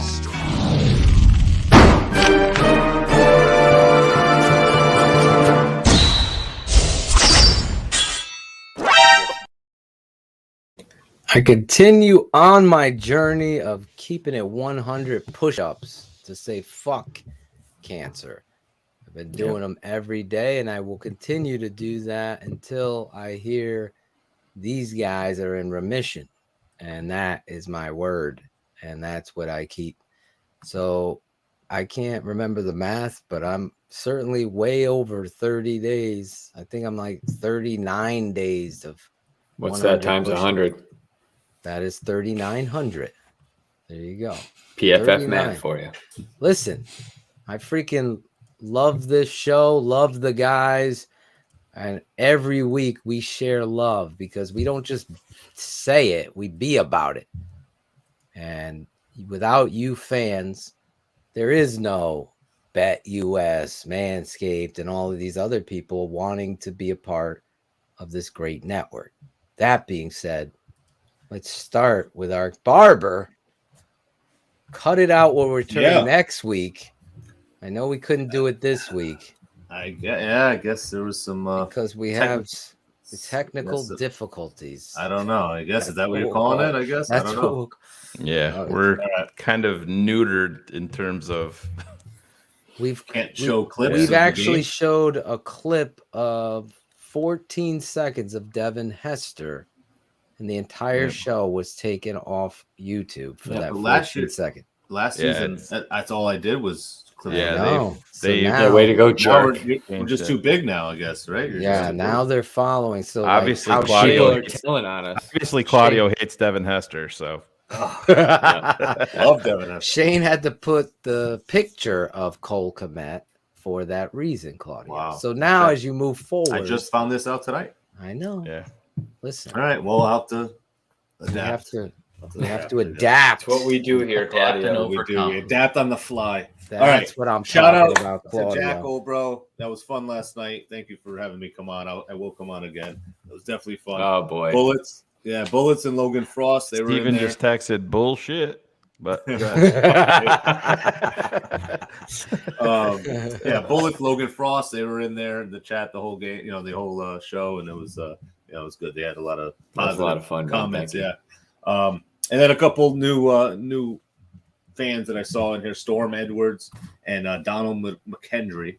So shout out to you guys, and my daughters and my family. Shout out to them. So, all right.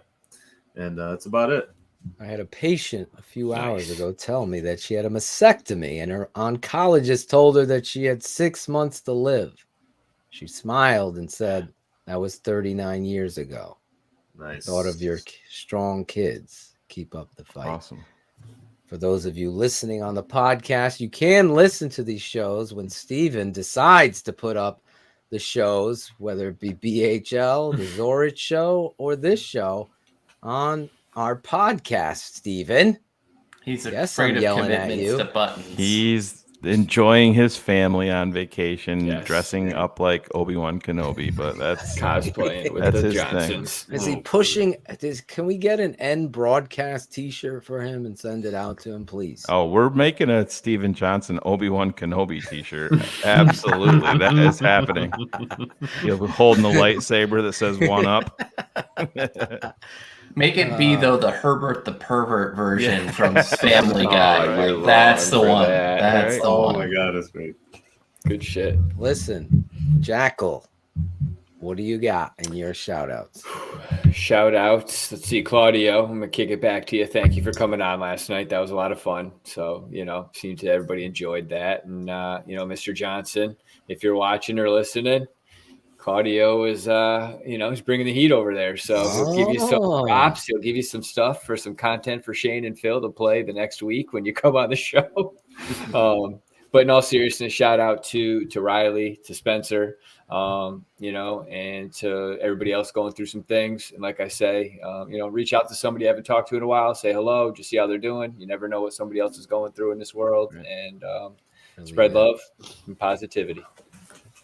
Hit the like button, smash it, hit the subscribe, show your love in the one way you can. If you can't afford a Patreon membership, that's fine. We are here to engage with you each and every week. Just press like, press subscribe, and be a friend and tell a friend. Claudio, Cars. pay for it. You saw that wad of money he had. Hell yeah. They're all Bet ones. US. They're all ones.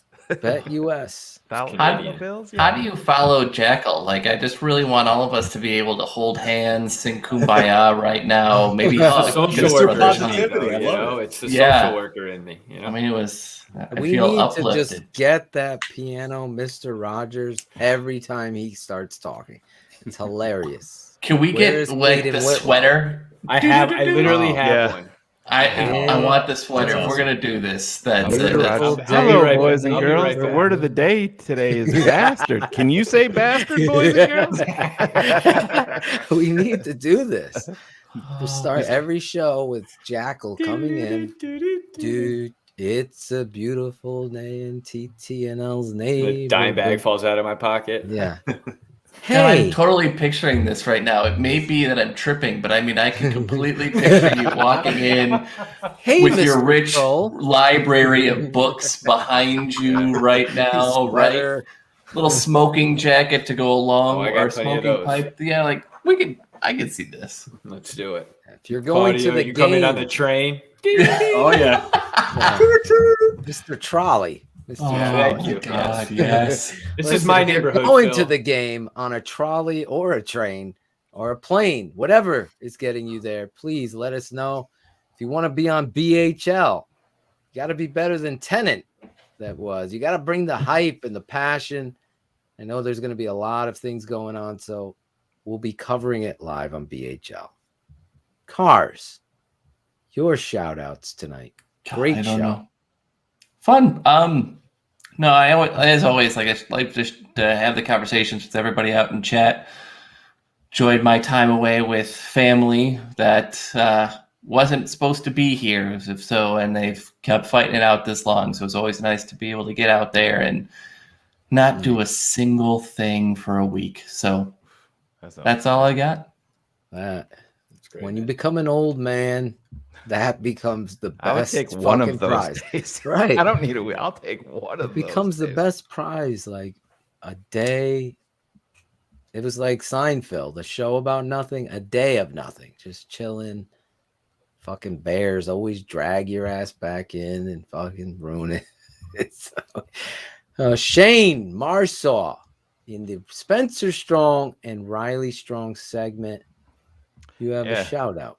Yeah, Riley is my shout out. Him and Hila, he did a 9-hour chemo treatment yesterday, and he's, like I said, I keep on saying this, but he's a lot better person than I am. He walked out of the house yesterday morning and he had his school issued laptop with him to take with him to chemo because he wanted to participate remotely during his chemo treatments. And like I said, that's nothing that was required. The school that Riley attends remotely, his normal school that he goes to, they've been fantastic, and there's zero pressure as we go through this. If he feels like he can go through remote, fine. If he feels sick, tired, whatever, it's as simple as him just logging off and going and resting. So they've been great, but it's, along with this, there's been good days and bad days. I'm down here doing the show and just got a text a little while ago from his mom and starting to hit him kind of hard again tonight. It's been a up and down day, and nobody ever wants to deal with that. It's hard enough when your kids are sick, just in general, but when they have cancer, it's a different set of deals. And I know Ryan Cox knows exactly what I'm talking about. But no, like I said, we're taking our little daily victories, and I'm gonna share this with everybody because part of it is part of this process. And my 10-year-old son continues to amaze me every day with his confidence and really his swag throughout this, because I'm probably the biggest baby in the world. When I get a cold, I'm mad and I don't want to deal with anything. And my son has cancer and he's owning every day like a fucking champ. And his hair started to fall out and he's like, let's take it off. It's hair. It's going to grow back. So here's the end result. Dude, he looks badass. He looks really badass, actually. But he's owning it, and he was little skittish there at first, but then we got going and started shaving it off, and him and I were having a little bit of fun with it and laughing, but he's great, man. He's I guess I must be doing something right as a parent if my 10-year-old is like this. And like I said, you want nothing more than for your kids to be better than you are. And I've found that out already. And my son's 10 years old, and here he is with his little sister owning the day. And like I said, that's Riley's look each and every day, even when he's going through it. So, yeah, shout out to you, Riley. You're my hero. You're my inspiration, and your sister's inspiration, your mom's. Just unbelievable. We started this second cycle of chemo yesterday. We're scheduled for 3 cycles. Each cycle has 3 individual sessions. So we still have a little ways to go and do this, but his, the progress that we have made is noticeable, and it's great we're not there yet, but knowing the potential of a light at the end of the tunnel is all we need. Because when we get there, we're going to kick the fucking door down, and yes, sir. He'll be on this show sharing it with everybody during this shout out segment. When he gets to ring that bell, he's gonna do it. Awesome. But along when we get to that point, when that comes, and it will come, the fight doesn't stop. Spencer still has his fight going on each and every day, as do millions and millions of children throughout this country and world that are dealing with this horrible disease. So we're right there, and thinking of each and every one of you, and the struggle is real, guys. What I'm telling you, as a parent, it's nobody wants their kids sick, and when it's something like this, your perspective changes. I told Phil, hey, I love football, but it's hard to get as excited as I did before, because this is, you don't get 2 or 3 minute windows. You get 2 or 3 second windows where you leave reality just for a second, and then boom, you snap back in. But this kid right there, he's a superhero. Fuck Iron Man.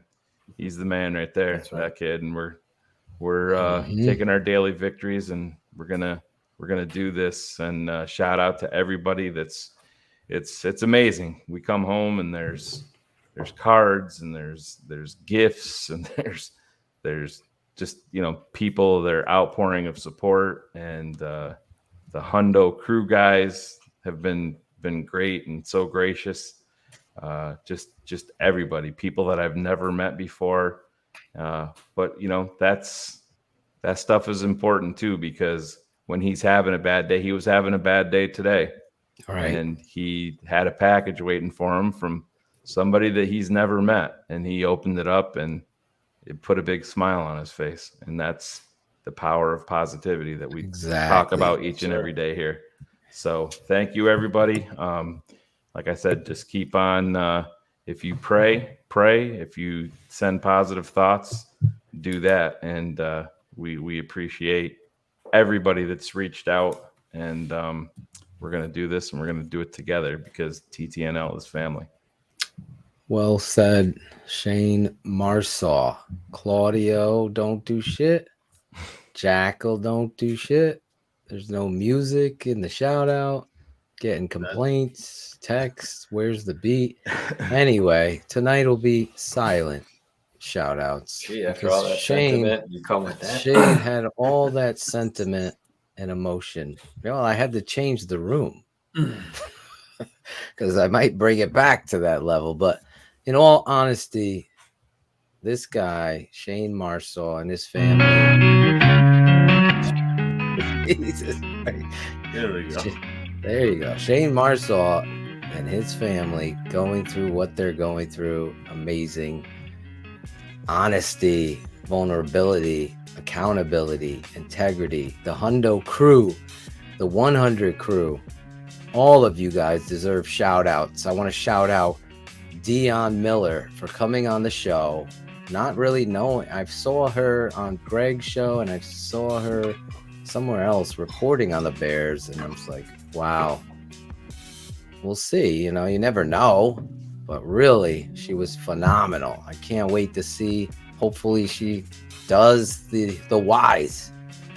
But I got to shout out all of my guys here tonight. I give them shit because I love them.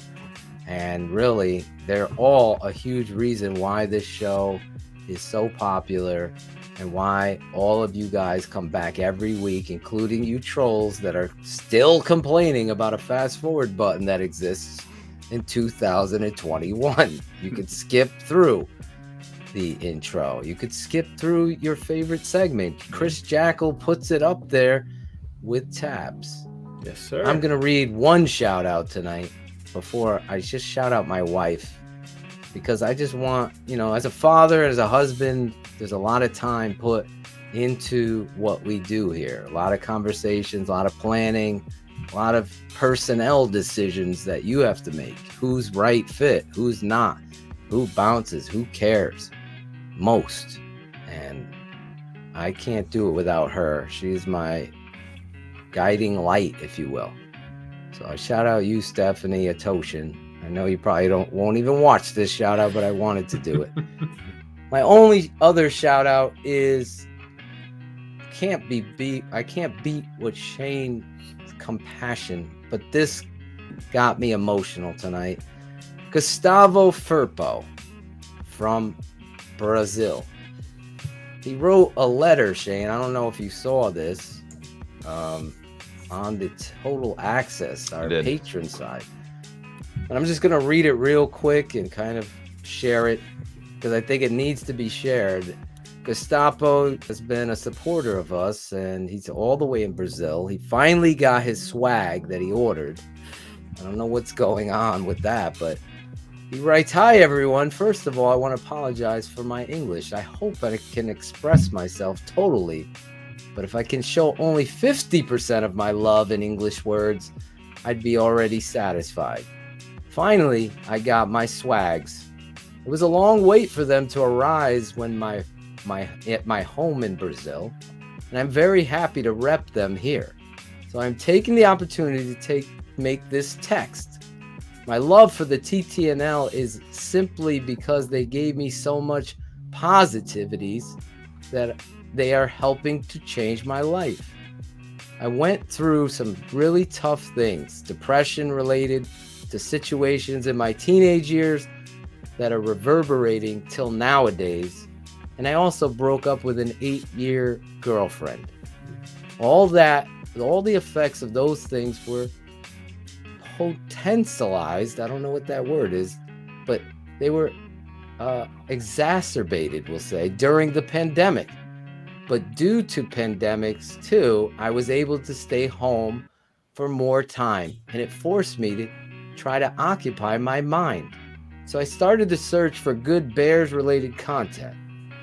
After another awful Bears game last season, I made it to watch Bears Hour Live and heard for the first time the rant of my guy, my legend, Phil Atoshin. I fell in love with the channel instantly. The perfect combination between knowledge and passion. As time passed, I started to communicate with the guys on the YouTube chat. I've met some amazing persons who I consider family. I am proud of myself for being able to find the best network on the internet. Despite all the issues with the language, the blog boys weren't able to catch me. I found a channel based in love and truthfulness that changes people's lives and destroys false narratives. It's like you say, Phil, real recognizes real. Phil, Shayne, Coach O, Cars, George, Jackal, and all the people who helped create and producing the show, thank you so much. Thank you all of my boys in the 100 crew as well. You are family. My dream is to make it to Chicago someday and meet you all at a tailgate before watching our beloved Bears. Keep It 100, Spencer Strong, Riley Strong, TTNL patron for life, Hundo crew for life. I gotta say, for somebody that has learned English, to share his truth, be vulnerable, and have such a strength in the community that we call TTNL. And for me, if I'm your idol, I can't thank you enough. I hope I continue to lead you down a path of righteousness. I will, with my friends, who I consider brothers, and you guys, the fans, fight for a better day of Chicago Bears football. For Riley, who's a Bears fan and having to deal with what he's having to deal with, and Shayne and Cars, and everybody's going through something. So reach your hand out, do as much as you can, and that's all I could say. I can't think of a better way, Gustavo. I'm proud that you wrote that, because depression is not a joke. Not one iota bit. So for you to get from this network that positivity, just as big as everything else we're dealing with in life, I really appreciate you. And I tip my hat, if I had one, but I tell you, Gustavo, I love you for sharing that. And you always can talk to me or any of these guys, I'm sure. So thank you so much. I hope you enjoyed the show. This is Keeping It 100. Nope! This is NFL Network's Adam Rowe. Hey, this is David Kaplan. Be at 20 for the Bears. Exactly, Greg. Oh my God! This is crazy. I am in heaven! If the dude's a fucking pussy. Concept-wise, his run game doesn't match with his pass game. This is Matt Waldman. This is all improved. This is Paige DeMacco, CEO of the Draft Network. Rashid Davis, former Chicago Bears wide receiver. Hey, my name is Rashad Whitfield, the footwork king. What's up, everybody? It's Ryan All here with the Chicago Bears. You're keeping it 100 with Shayne and Phil. Keeping It 100 with Phil and Shayne. You're listening to my guys Shayne and Phil on Keeping It 100.